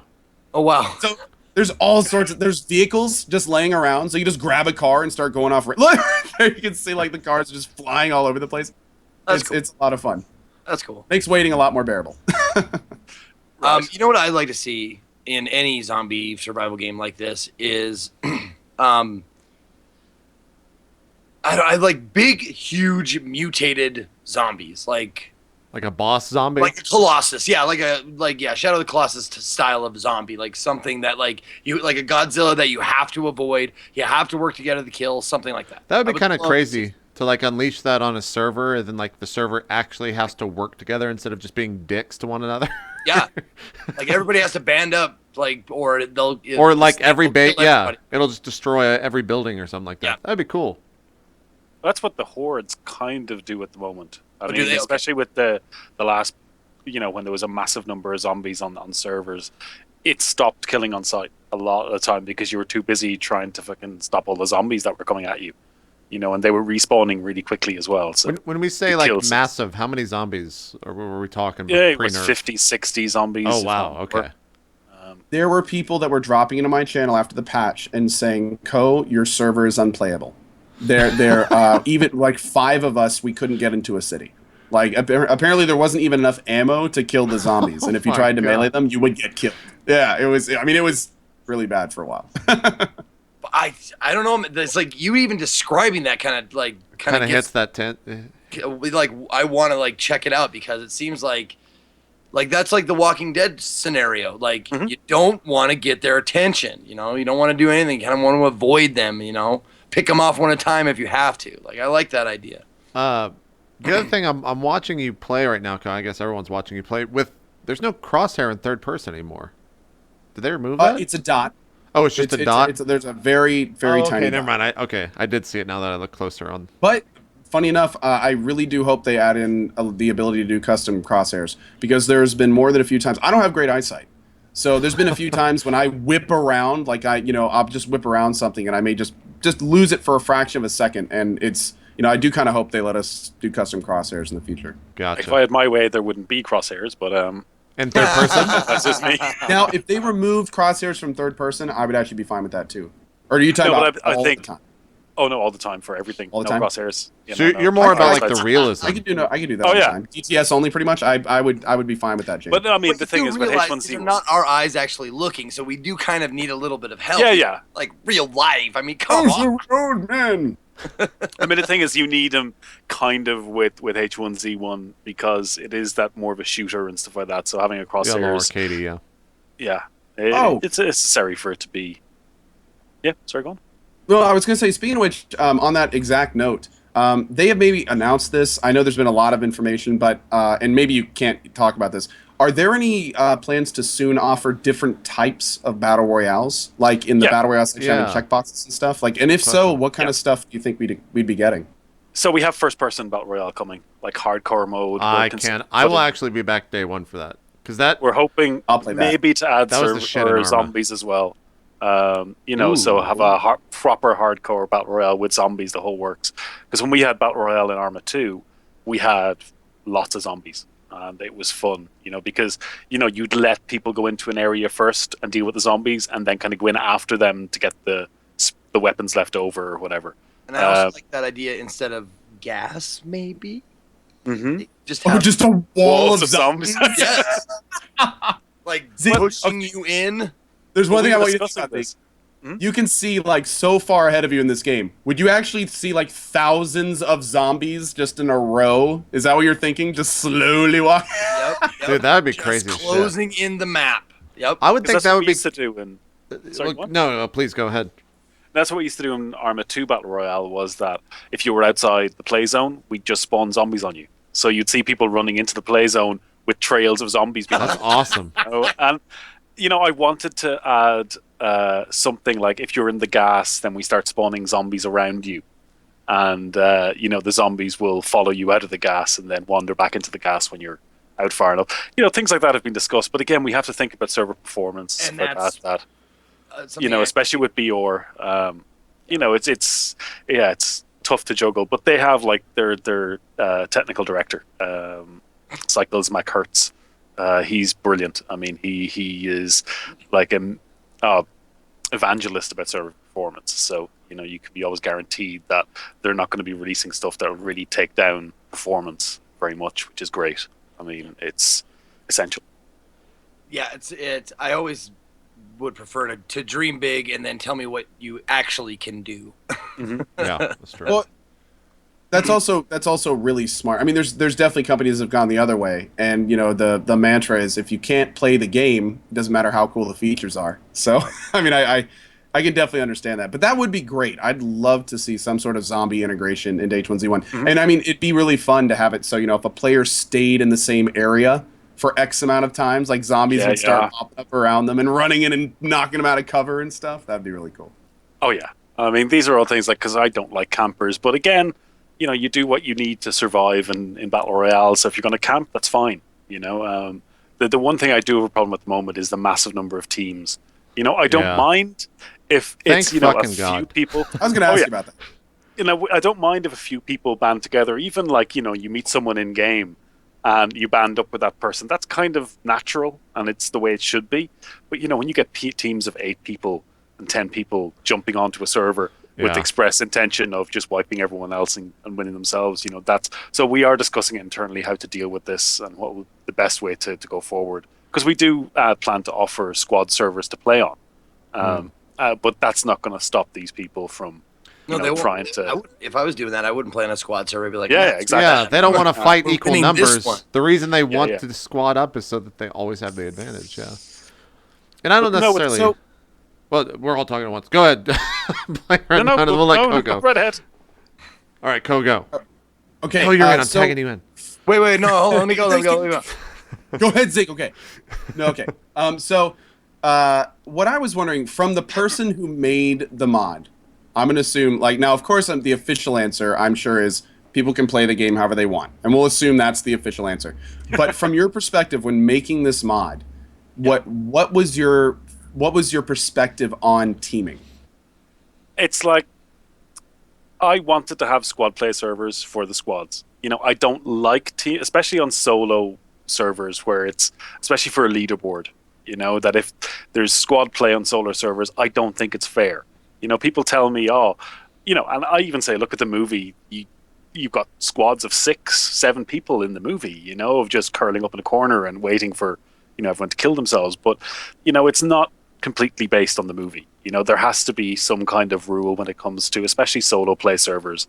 If you're ranking on a solo, in a solo way, then you have to just, ban squads. I mean, it's just not fair to other people playing, especially if you're down to the last 3 and, and 2 people kill you, it sucks, Been there many times, actually. I watched someone that happened to Loco this morning. For these particular things, to randomize every single person who gets in. Mm-hmm. These are not team up because everybody that tries to play is random. Well, this is it. This is why our queuing system took a little bit of time to make, was because we had to write the code from scratch on how to queue people. But now that we have it in place, we can tweak that code to do that. For example, randomize which server you're getting into. Because if you join together at the moment, you get into the same server generally. Yeah. But, these are all things that we can do. But again, we don't want to, until we have squad servers up, we don't want to do anything too drastic. But I think randomizing the server, because people still like to play with their friends, and that's the thing, that they want to go in with a 4-man squad, because you're guaranteed to have other 4-man squads in there plus as well. The thing, I think a lot of reason why people team is that this game is probably more stressful than any other game out there. And when you're with other people, it spreads that stress across the 3 of you, across the 4 of you. So, I understand why teaming occurs, but I fucking hate it, like when Koh said, when you're in a Final 5 and 3 people are a team and it's you and one other guy, and you're basically forced to team with that guy, which in itself is pretty cool that it happens like that.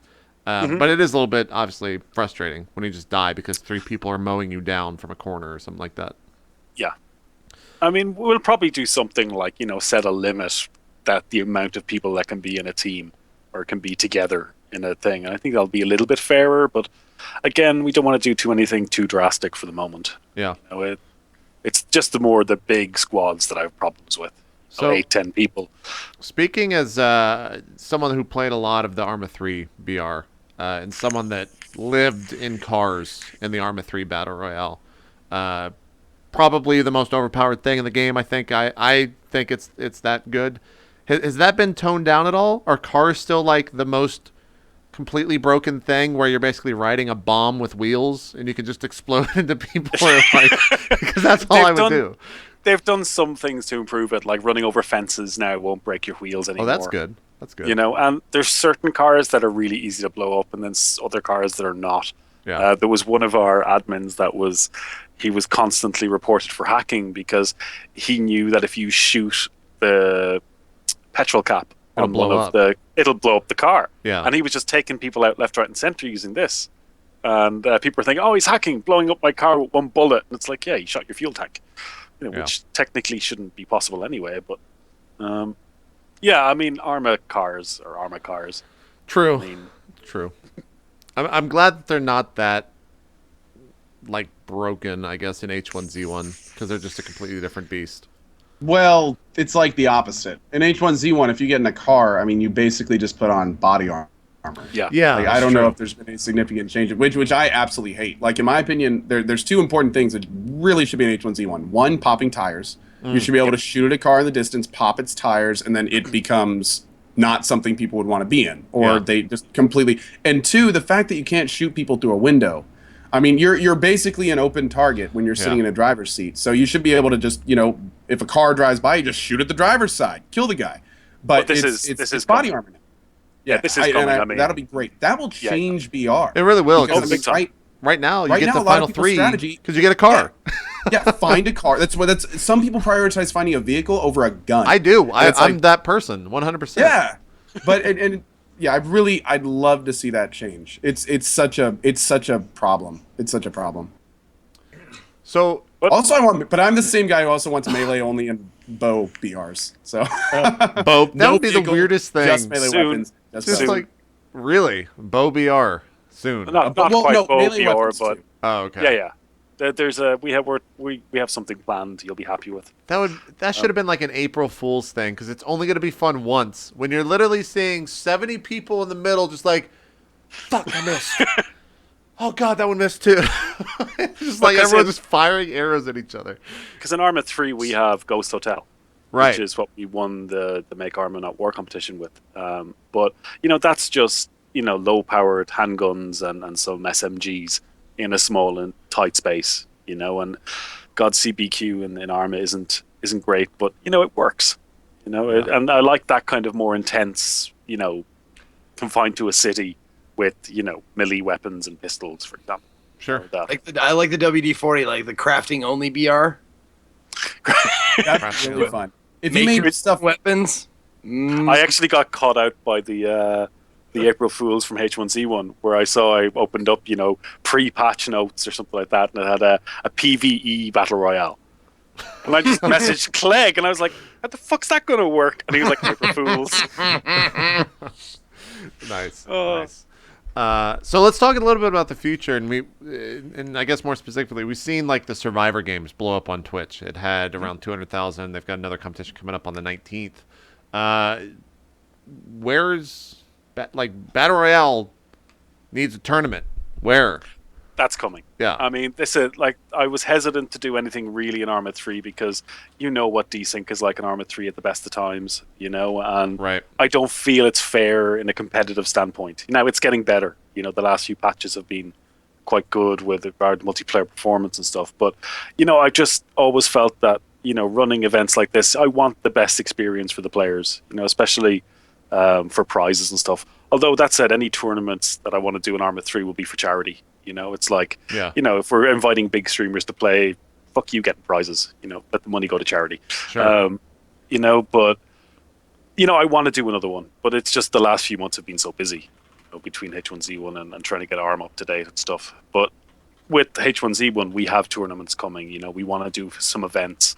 You've seen some of the pro CS:GO's players that have been playing and stuff like that, and get an event with all those pros playing with themselves maybe, and other things like that to really, but we want to, for our H1Z1, we need a camera system more than anything else. Right. Before we do any of these events, we have to have a spectator system. And maybe you can't answer this question, but as someone who's, worked in both the Arma 3 engine and the H1Z engine, which I guess is just the PlanetSide 2 engine, which is easier to set up a spectate tool in? Well, see, Arma 2, 3, and Arma 1 had their thing called Camera SQS, which is their camera system. Right. So I just had to plug into that. Okay. And add names overhead and stuff like that. So for H1Z1, they have to essentially write it from scratch. That they have to go in and see what they want it to do and stuff like that. And they've again finite resources, so they have to prioritize getting the main game stable first and the way they want it before these things are kind of added on. So, but I hope to get an Arma 3 event running sometime soon. Let's raise some money for Extra Life or something. So sure, yeah. Why not? I think that's a bunch of charities coming up in May. So okay, nice. Charity events in May. Twitch about that. Yeah. Yep. That's when St. Jude's thing is, right? Yeah, St. Jude. Play live. Oh, St. Jude. Sorry. Without an S on the end. Whatever. Sorry, they pounded me with that. Yeah. Well, thank you. No S. But yeah, the St. Jude Play Live is the month of May, definitely, and I will be involved, and there's going to be a ton of other streamers involved with that. It's going to be great. So what we're going to do is we're going to get Zeke thrown into his first ever Battle Royale in Arma 3, and it's going to be a tournament. And I'm going to win. And then somehow he'll find a car or a bush, one or the other, and realize that camping is still the #1 thing to do in Battle Royale. How long can you swim in Arma 3? As long as you want. Forever. Yeah. Oh, you can? Okay. So yeah. You want to talk about bullshit? You just triggered the fuck out of me, Zeke. You want to talk about bullshit? I had a guy in my chat once upon a day in Arma 3 Battle Royale by the name of Malabad, and everyone in the chat will freak out just because I'm saying his name. I absolutely hated this guy. He was so fucking good at the game. Like, unbelievably...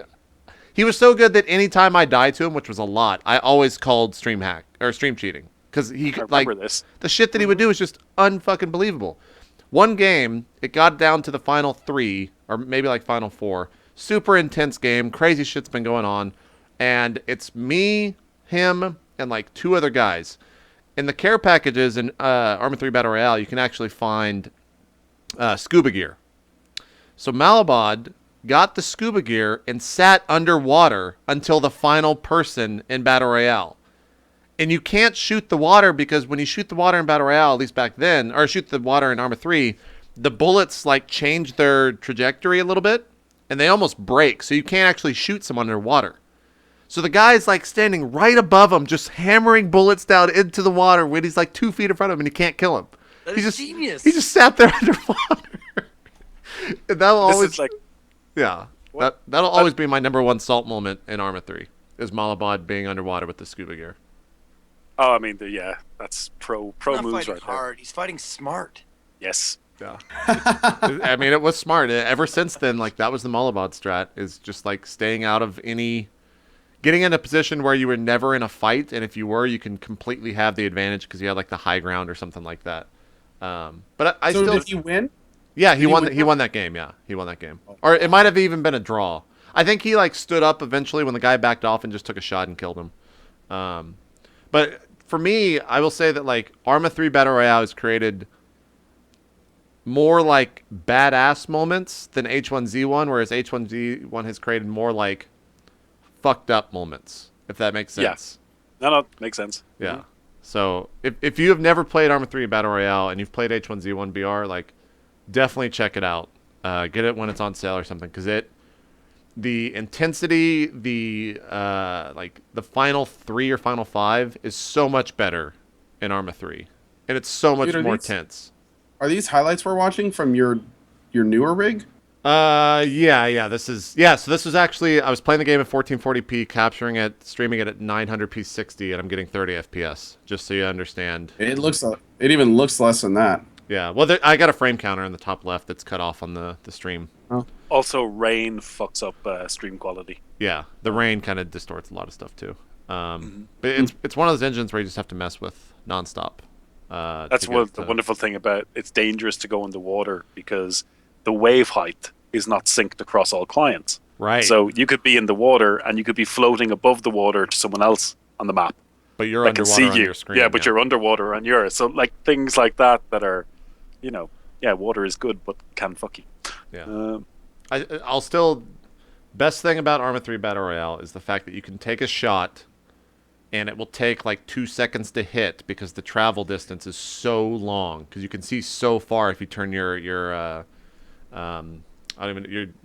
camera basically all the way up. Like you can see right here on the screen if you're looking at Skype just how far away I can see in the distance. And if you're zoomed in on that area, you'll actually see real people. Whereas in H1Z1, you can't actually see people until they get within, I think, about 300 yards, maybe 300 meters or so. 300 meters. Dude, that's such a huge problem with H. Not only that you can't see them until they're close, but then there's that weird middle ground where you can see the black outline of people, but you don't have the foliage of that area load. So if you're like running up on a guy hiding in a bush, there will be a time when you can clearly see him that if you were like 10 steps further, they would be completely out of your view in a bush. Yeah. And it's just like, I mean, I've been in these perfect hiding places and seen these guys far off just running towards me, stop, and then all of a sudden, pew, pew, and I'm headshot and gone. Yeah. And I'm just like, no one can see me in here. Yeah.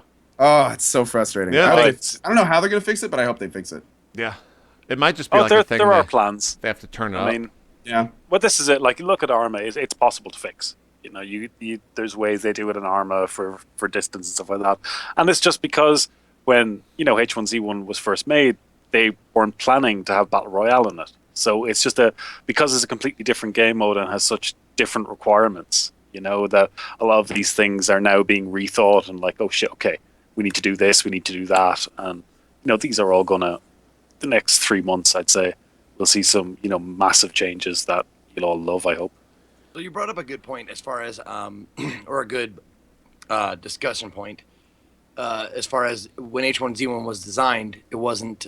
They didn't design it with a battle royale in mind. How did that? At least I don't think so. Okay. How did that come about? Like, what was the process like? Say, wait. This would be perfect for. Well, from what I had heard, like they had a dev Q&A, and I'd heard them mention Battle Royale, and when I went over to San Diego and I was talking to Adam and Jimmy, they had said that they'd basically seen what I'd done with Arma 3 and seen the community I'd built, and Smed had seen this as well, and he was interested in it, and they were saying, oh, we should do something like this, and then it was just, well, why not just get the guy who did Battle Royale for Arma 3, and that's where it kind of came about, and I was really happy with that because the H1Z1 engine for Battle Royale is really good. That you can get solid, 60 FPS, if not higher, which is, for a first-person shooter, you need. You really do. So, yeah, that kind of answer the question. Yeah. I think so. Should I keep talking? Hey, we should do Battle Royale. Let's get the guy who did this because he's skilled at it, obviously. Right.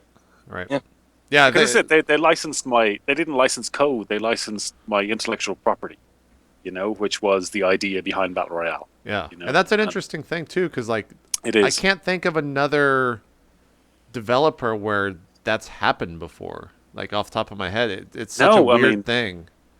I've been really lucky. I mean, really, really lucky when it comes to that. I mean, for them to license an idea and not actually, get code is odd. Yeah. But it's great.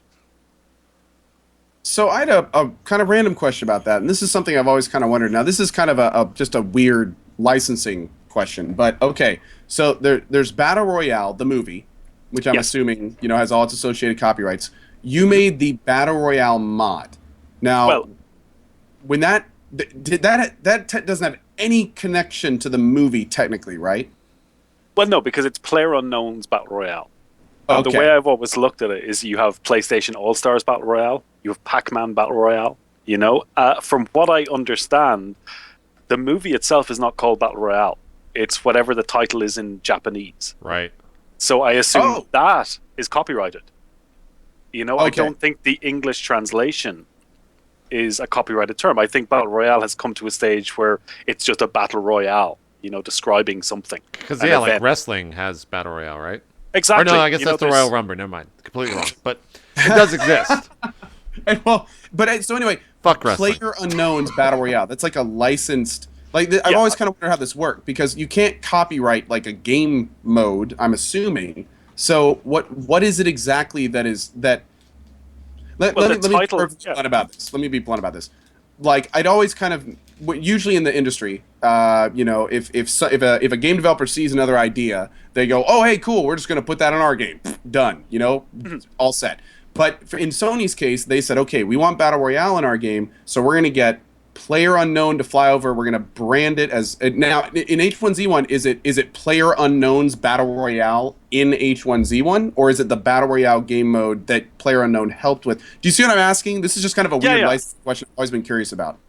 Well, I mean, in H1Z1, we've been calling it H1Z1 Battle Royale.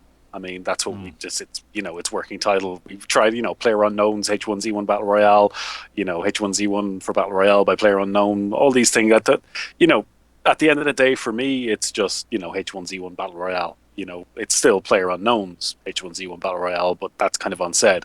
They still use my logo for any material and stuff like that that's put out. But, at the end of the day, it's my idea. It wasn't an original one. I'm not claiming to have invented the last man standing game mode, but it was more the circles and the red zones. That's the key. That's what they're licensing, really. Is that circle system and the bombing zones and having random care packages. This is that's the idea they licensed. I think, yeah. Cool. Okay, so with that kind of thing, do you see yourself like taking? Now I know you have your own project that you're working on right now. Yeah. Well, speaking of which, can you talk about that? The thing is, we have plans to make a standalone.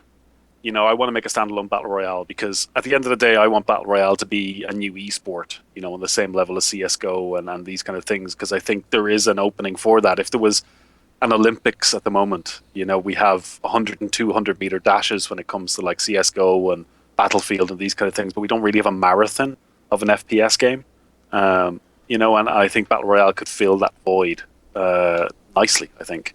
And it's what I've always, when I started off battle royale, it's what I wanted to do was create an esport. So having it in H1Z1 opens up that a whole lot more, I think. And look at CS:GO. That was a mod in Half-Life 2 for years, before they even went to making it into its own standalone game. And I'm happy enough at the moment, seeing where we can go with H1Z1 when it comes to the whole esport thing, because I don't think there's any need at the moment to create, my own standalone, because again, that's going to take another 2-3 years to really make well. I'm not going to sit here and go, oh, next year you'll see a standalone. No way. We have to figure out what engine we want to use. I want it to be real. I want it to look real. So that takes time. That takes a lot of time to get right. So yeah, I mean, at the moment, what kind of like environment would you be leaning towards? Like more towards like a desolate wasteland, more towards like a military compound? I don't know, like 4 different environments. Because with Arma 2 Battle Royale, we had it that it would choose a map at random, 4 maps, 1 at random at the start of each round, so you never know what map you were getting. And it's the same, and I had 4 different types of map. 1 was more city, 1 was kind of European, 1 was Middle East, and then the last one was just like a Mediterranean island. So, that's kind of what I'd like. I want a city type environment, a more jungly type environment. So you get 4 different types of regions that... Oh, see, that I would love that. I'd love like a jungly, like... And that exists 10 feet in front of you, few distance, and you gotta you listen and sneak around and stuff. Oh, that would be very cool. Yeah. Well, this is one of the new maps for Battle Royale and Arma 3 is Gorgona, and that's really heavily vegetated. So there's a lot of bushes. So it's is that not, in? Yeah, that's in 0.6. Is it in Battle Royale? It is. Oh shit! I might have to try that. So it's a small map. It's a short round. I think it's like 35 minutes long. Okay. But it's heavily vegetated, so you really have to be careful about where you're walking and stuff. Yeah. It's good. But good. Arma bushes as well, are bulletproof at the best of times. So yeah, the reeds, Zeke, and I guess I don't know if you've played much, but the reeds like along different winding streams, little lakes, whatever. One of the things that you do in the game, one of the best ways to survive is to sit there and camp inside the reeds, and they will literally deflect bullets coming at you, just because of how it works in Arma 3. For whatever reason, like you can just pop your gun out and your sight out, and you're pretty much unkillable at that point, unless someone else is in the reeds with you and they just spam the reeds. It's also one of the more frustrating parts of the game because you'll just happen to be running down a road, someone pops out the reeds, takes a shot, and then just backs up. You have no idea where they're at. Most of the time you're going to die anyways, and if you do see them, you can't unload on them. You just have to run away. A question from the chat, though, and I don't know if we might do proper questions, but I thought this was a really good one. XTC was asking, what other non-FPS game would Battle Royale mod, or what would you like to mod? And when you watch other games, do you think, like, I could mod this, or this could have a Battle Royale game mode? And if so, what are those games? We're working on a Minecraft version. Really? Like a proper, yeah. I mean, I've always wanted to do a Minecraft version. Plus, my daughter plays Minecraft, so I want her to get introduced to Battle Royale on Minecraft. Train her young. But that might be your biggest one yet, to be honest, man. I mean, I hope so. Yeah. Well, no, not that I hope so, but there's already I think it's Hermicraft's Hunger Games for Minecraft. They exist already, but we've got some unique ideas to make it interesting. I would love to do GTA 5. That's what was the next question. GTA 5 next week. Like, is that a god tier mod for you? That's god tier game to mod. preloaded. As much as I want to see if it's a solid 60 FPS, I think it will be. But I would like to do that. But from what I gather, they're employing people to stop people doing mods. I don't think they want people to do mods in GTA 5. That's from what I've That's kind of gathered. Interesting. I guess because they can't. What's the thinking behind that? They can't police it or monetize it, I would think. Yeah, I don't know, but from what I've heard, they've got people, working to stop people doing mods, which sucks. Because I think GTA 5 Battle Royale would be awesome. How? But also, a Dark Souls VR. I would. How would that? You'd have to game It'd streamer. have to be so heavily modded to do that. But like, imagine if everyone just dropped down into like a Coliseum, just like 20 dudes just like drop down. No, I'm not talking like a chivalry like. Oh! You I'm want like a proper? Yeah, like a big map. I would play. Everybody Chivalry starts Battle Royale. naked. You have to find armor and weapons. That'd be kind of. Well, no, this is what else we were thinking. Like we talked internally with the Daybreak as well, like PlanetSide 2 Battle Royale, just because that's madness. 1,000-player Battle Royale over 8 hours. For the more. Would you use your predefined characters in that, or would you have to like find all this stuff? You have to find everything. You have to start even. Oh, Start even like find like the pyromancer's flame if you wanted to use spell, or like find a big ass sword if you're that kind of guy, stuff like that. Or maybe just have like different sections of it. We're just dreaming here. Just have like the Wizards BR, the Warriors. The Warriors BR, the Fisticuffs BR, whatever the fuck. I mean, if it was I would fantasy, and it's probably just fantasy setting. Like I'm such a dork like that. I'm such a D&D nerd that I'd be just like, yay, Wizards duel. I know. That was an idea we had for a standalone. That that we do battle royale, just regular modern weapons and stuff. Then do one set in World War II as like a DLC later down the road, and then do one, more fantasy that you could find spells and stuff lying around in the world, and do it fucking forts and castles and stuff like that, and dragon runs, not bombing runs. So PlayerUnknown, if I were to set up a Kickstarter for a PlayerUnknown's Battle Royale Chivalry Edition. Ooh. But isn't Chivalry Battle Royale already? Kinda. It kind of. You don't. There's no scavenging, finding weapons. You get to pick all your stuff. This would be more of a you use what you get. If you get anything, or then you fisticuff. Well, this is one thing I never understood is why there's no melee in Arma 3.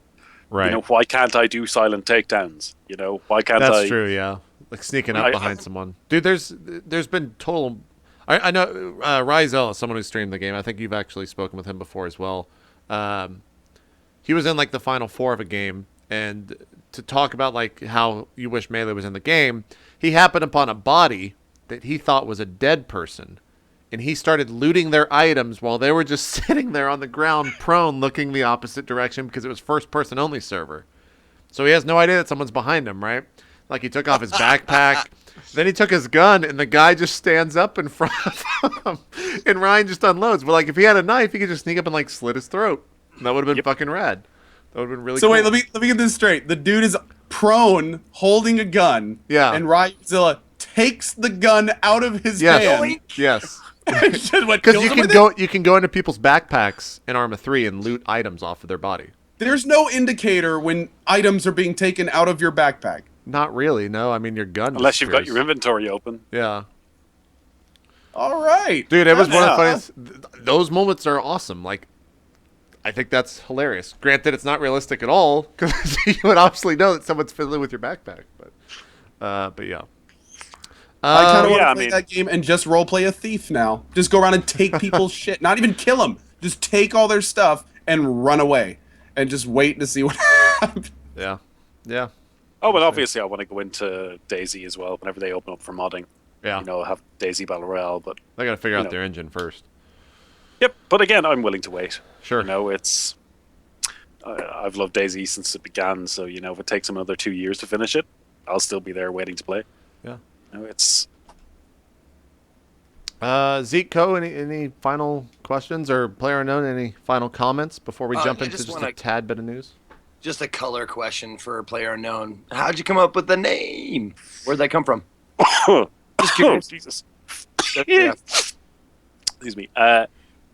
We were building a base on someone's DayZ vanilla server, and I didn't want to use my original handle, which was Captain Darling. So I changed to, like, the default name was Player 1. I just took out the 1 and put in Unknown, just because I thought it was clever at the time. And I just stuck with it. You know, nothing more fascinating than that. Very boring way of picking a name. It's really cool. I like it. I do. It worked quite well. There you go. Co, any final questions, comments? Just, you know, it's been phenomenal seeing someone's kind of multiplayer idea progress as yours has, and clearly you put a lot of work into it, which makes it even more great to see. And it's going to be very cool to see where it goes from here. I'm very much, you know, going from Arma to H1Z1, that was clearly a very big jump in not only exposure, but, you know, just overall seeing your vision be, you know, kind of built in front of you. I'm very excited to see where you go next with it. Because I got to say, thanks, as someone who has over probably 150 hours in Battle Royale H1Z1, I can't wait to see what's next. It's going to be cool, I'm sure. Yeah. Oh, yeah. So thank you. I guess that was the whole point. Oh, thank you. It's a great introduction and addition to all this kind of stuff. It's fun. I'm just happy people enjoy playing it still. Yeah. That's the. I think there's countless streamers that would say thank you for creating the game, which made their stream what it is today. So for all of them, I'll just go ahead and say thank you. And still do. Absolutely. Yes, H1Z1 BR is still huge on Twitch. We talk about this every so often on the show. A great place to start streaming right now. Yep. Is H1Z1 BR. You're addicted to it. Love watching it. Always a different story. Always different interactions. Different ways to play it. It's a very entertaining streaming game. Absolutely. Absolutely. A little bit of breaking news before we do shout-outs. And I only say this because it's interesting to see this. You know, I got an email about 20 minutes ago. YouTube is starting to say that they're going to start focusing on live streaming a lot more in the past with a focus on esports, right? This was probably a month or two ago. Now within this email, and I've seen a couple people starting to tweet about it, so I assume we can all talk about it. They are now going to be offering an ad-free experience via a monthly fee for, I guess, channels. It's very unspecific in the email, but it sounds like about YouTube Turbo. No, it sounds like YouTube sub buttons. So it's per channel, I think, or maybe not. It's the way that the email is worded. It's very not specific, but it's interesting to think about that maybe YouTube's going to straight up just copy Twitch.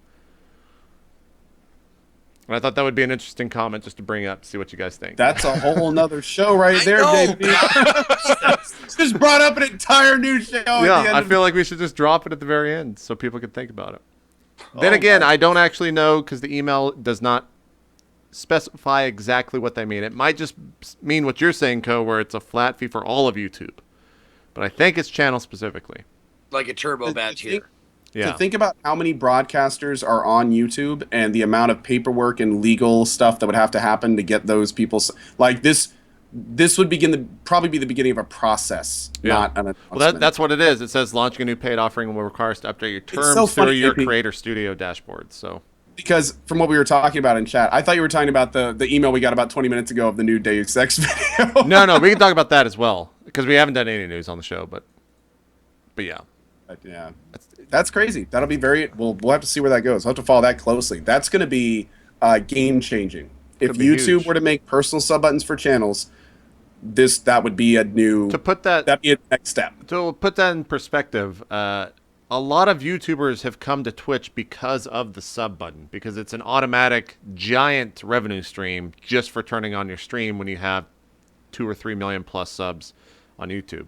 If you could just activate that button on YouTube and have all 2 or 3 million of those people automatically able to do that without having them go to another site, giant fucking revenue stream. Huge amounts of money will be made for both YouTube and the streamer, or YouTube and the YouTubers. That's weird to say. But we'll see. Again, the things are super nondescript on in that email. So I guess we'll have to wait for more info on that. Talk about Deus Ex a little bit. Weird advertising campaign this week on Twitch from them to announce that. Yeah.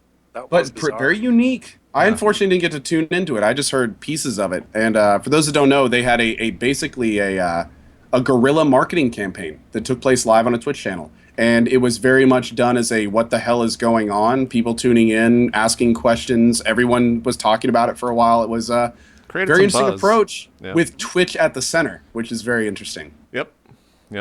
It was also funny, too, how it got leaked because of IGN Turkey or something like that.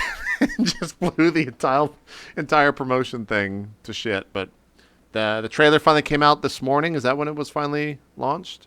It was very recently, yeah. The trailer came out. I actually have not. I've had someone basically tell me the entire thing. I'm right when I get off. I'm going to be watching it. But from everything, you haven't watched it yet? I have not watched it yet. No. But from everything I've heard, I mean, people are saying it's awesome. It's looking very good. Yes, and as a massive Deus Ex fan, I am really kind of at the bit. Oh yeah, dude. My favorite. Anytime someone asks you what my favorite game is, Deus Ex 1. Yeah, the original. Not the Human Revolution. Deus Ex 1 is my favorite game of all time. Desert Island, one game. Deus Ex 1. It's another, much like Fallout, it's another franchise I've just never stepped foot into. You piece of shit. Are we going to get up again? Are we leaving again? Zeke's like, I'm ready. I'm ready to leave. It's not like games, JP. What, do you avoid quality? Is that how this works? I think I just played more multiplayer games back then. I was a WoW and Quake guy, and that's all I played. Like, once you play WoW, you don't play any other games because you're playing WoW all fucking day. Like that's what my life was when those games were coming out. Was just World of Warcraft nonstop. But yeah, the trailer looks pretty cool. There's a lot of I think like new abilities that they showed in the trailer. I guess I won't spoil it for you, Cokes. You're about to watch it later, but I very much appreciate that. Yeah, we can do we can do 30 minutes of this next show. Just saying, we can go as long as you want to, JP. Looks cool. Looks cool. I'll probably check it. Is the old one or is Human Revolution new enough to not look like shit? Like, can you make that game look pretty good? Oh yeah, no. Okay. When it was released only a few years ago, and it looked good at the time, and it looks good now. It's one of those games that definitely has a style, so because of that, it can kind of max out a little bit easier. It's not going for realism, but at the same time, it looks really good. Yeah. So yeah, definitely a good one. Still very good. I played through the first and second one. You like them? They're definitely very, very good games. I'm not like, I put them in the same category as Witcher. Like there's people that just really love like Deus Ex and really love Witcher, but both of those games were, I mean, they're very good, but I didn't fanboy over them very much. They're worth playing though. As for just other general news, there's not really that much out. It's kind of a slow week. Beginning of April's kind of slow. I guess next week we've got Mortal Kombat and Grand Theft Auto on Tuesday. Grand Theft Auto 5 for the PC, which I think is going to have a giant audience on Twitch. I get that question more than almost any other. Are you going to be playing GTA 5? Yeah. What are your plans for GTA 5? It's been ridiculous. I don't even know if I'm going to play it yet. But Did you play the console version? I've never played GTA 5 at all. Okay. The story alone, I think, warrants a playthrough. Think so? Yeah. Yeah, it's fun. The online GTA games anyway. Language, the dialogue is good. Yeah. I'm sorry, Brendan. What? I've always loved the GTA series anyway. I mean, they've always been great games to play. Of course. And kind of what they're offering in the multiplayer arena for this, like the heist. I've been like watching all the YouTube videos and watching the streams of the people that are playing on consoles. Like, I can't wait to do that stuff with other friends because it looks so much fun. Just like robbing stuff or whatever the stupid heist are with, because crazy shit happens, and I'm a huge fan of chaos, and that looks exactly like what that is. It's just a bunch of fucking random chaos where a car runs you over and you fail the mission. There's no reason for that car to have done that except that it was just going through that light and you happened to be in its way, and then you fell. And I love that type of shit. So that comes out next week. And then I don't know what comes out the week after that. Titan Souls. Oh, is that also next week? 14th it says, I think. Really? Oh, that's soon. The demo's out. Did you guys try the demo? No. There's a free demo on Steam for it. You can just download it on the page. Yeah, it's been out for about a week. I haven't tried it. Yeah, Chad can correct me if I'm wrong on the 14th, but that's what I just saw. I think you're right. I think I remember that because I felt really bad for it to just get crushed coming out the same day as like Mortal Kombat and Grand Theft Auto. Yep. But it should still... I think that game might be kind of a slow burn where people are more prone to go back to it after the fact. But we'll see. We'll see. I'm definitely... Titan Souls? Talking about Titan Souls? Yeah. Especially with like Bloodborne now, people might be a little bit tired of kind of that style of game. From what I've read, though, like... I'm not. Well, I mean viewers, I think, is people playing it. You know, people still from love a it. viewing perspective, I have very rarely seen a title get as popular as it did and then just crash like it did. Really? Like it's oh yeah, especially around my I think Man vs. Game was a big part of it when he moved on. But it was from just a numerics perspective. I mean, it's been crazy the amount of people that have left recently. Evolve kind of did the same thing.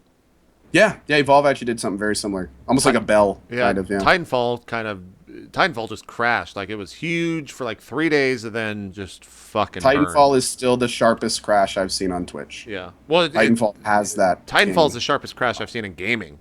One of them. Arcade? No, Arcade actually was kind of a slow out because there wasn't one patch that killed it. It was lots of little needles over a period of time until finally the person bled out.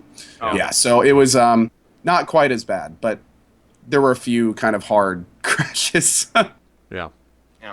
All right. Well, I think that'll wrap it up for the show. So let's do some shout outs and get out of here. Ko, you want to start us off? Sure. Well, first of all, a big thank you to Zeke and JP as always, and Player Unknown. It was fascinating having you on. Thank you very much for being here. Very, very cool stuff. My name is CohhCarnage. I stream every day at 8 a.m. EST. Currently working on new Rainbow Six, World of Warships. I actually may try World of Tanks soon, funny enough. Oh, God. I know. We'll see. And also finishing Pillars of Eternity, and we've got a ton of fun games right around the corner. Also, as a quick side note and plug, I finally had all my stuff go through with Green Man Gaming. I'm one of their first official partners. Nice. So have some more news on that coming soon, and I really appreciate everyone for bearing with me on that. Thank you, guys. It's been a lot of fun. But yeah, thank you, JP. Awesome stuff. Zeke, do some shout outs, sir. Yo, my name is Zeke III, or Zeke for short, whatever. I stream most days except Fridays at 11 a.m. Pacific. And drop frames on Wednesdays, of course. I'm playing Bloodborne right now, but I will be moving on hopefully soon after I get the game finished and get the Chalice Dungeon and whatever. Also, I just launched today a new Teespring campaign. If you guys want to check that out, it's teespring.com/Ezekiel. Designed by Handicap Hobo. I think it's a fucking wonderful design. If you want to check it out. Thank you very much. I appreciate that. Yes, the Winter Warrior shirt. And just launched today. It'll be going for 2 weeks. So, and I want to thank Player Unknown for informing me about all this stuff. I always learn so much just by being on the show. So thank you for coming on. And also thank you to Ko and thank you to JP as well. Awesome stuff. I guess I don't know where to introduce my shout outs here. I'll do them and then you can go, Player Unknown. How about that? Does that work? Thumbs up? Cool. Sounds good? Yep. All right, cool. I'm glad, man. I'm glad. Hi, I'm JP McDaniel, also known as itmeJP here on the stream. What do I got coming up? Friday, I'm shaving my beard off, so that's cool. You can look forward to that. Money for beard. Money for beard. It's happening on Friday. Tonight we got Roleplay Swan Song. I think much like Ko, I'm going to be checking out some more Rainbow Six in the future. Still playing a lot of Final Fantasy, mostly off stream, but we did do a couple of like chill streams last weekend. Story gets really anime and it's actually kind of cool. I don't know why I'm still playing it though, but it's fun. I'm still enjoying my time with that. I might check out Killing Floor. I want to just play it and just see what. Let me know if you do. I'll play with you. What are you doing tomorrow? You want to play it tomorrow? Playing Killing Floor with itmeJP. Okay, tomorrow we'll probably jump into some Killing Floor with Ko. Zeke, you're welcome to jump in for that. If I can find a key. Yeah. I gotta get it. Sorry, I gotta get a key. Zeke, it's assumed you're coming. Don't worry. Okay, there you go. It's assumed. Okay. Yeah, we'll talk after. Let me know. There you go. Then I think I'm going to be taking the weekend off. I'm redoing my entire setup, jumping up to 6 monitors and putting in a new capture card to capture 1440p shit. So all a bunch of technical jargon that you don't really care about, but I might stream that since a lot of people are interested in seeing the setup. But we'll see. Anyways, that's all I got. Player Unknown, thanks so much for coming on. Please do some shout-outs, sir. Promote your stuff. Oh, God, I'm Player Unknown. I did Battle Royale. I should shout out the 2 guys on my team that really help out, Sniper Ghost and Ryan. They've been invaluable over the last year or so. Apart from that, more things to come. And, yeah. Thanks for having me on, guys. Yeah, thanks again for coming on, man. It was really awesome to hear and talk from you about everything Battle Royale. Oh, there's not a lot of devs in your position, so it's very interesting to get your perspective. It's been a very cool ride to see from the third person. Yep. It's been a cool ride indeed. Future episodes, we do have one episode kind of planned. I'm not sure if it's going to be next week or if it's going to be a week after that. But we want to get someone on from Twitch to talk about, there's been a lot of controversy on Twitter and on people's channels regarding, like Ultra coming onto Twitch. And now I think it already happened today where they revealed, or rather showed the pilot of a HBO series, which name Silicon Valley. Yeah, so Silicon Valley, that's what it was, yeah. And I think that already happened. It might have not. But we want to get someone on from Twitch and have that discussion, which should be a fun one. That should be next week, but it might be the week after or even the week after that. We'll see. But we've got a lot of other guests in mind, and when we decide on all of that, we'll let you guys know. But that's it for Drop Frames. We'll see you guys next episode. Next week, we will be on Coh's channel, so we'll see you guys there. We're out. Have a great one. Bye-bye.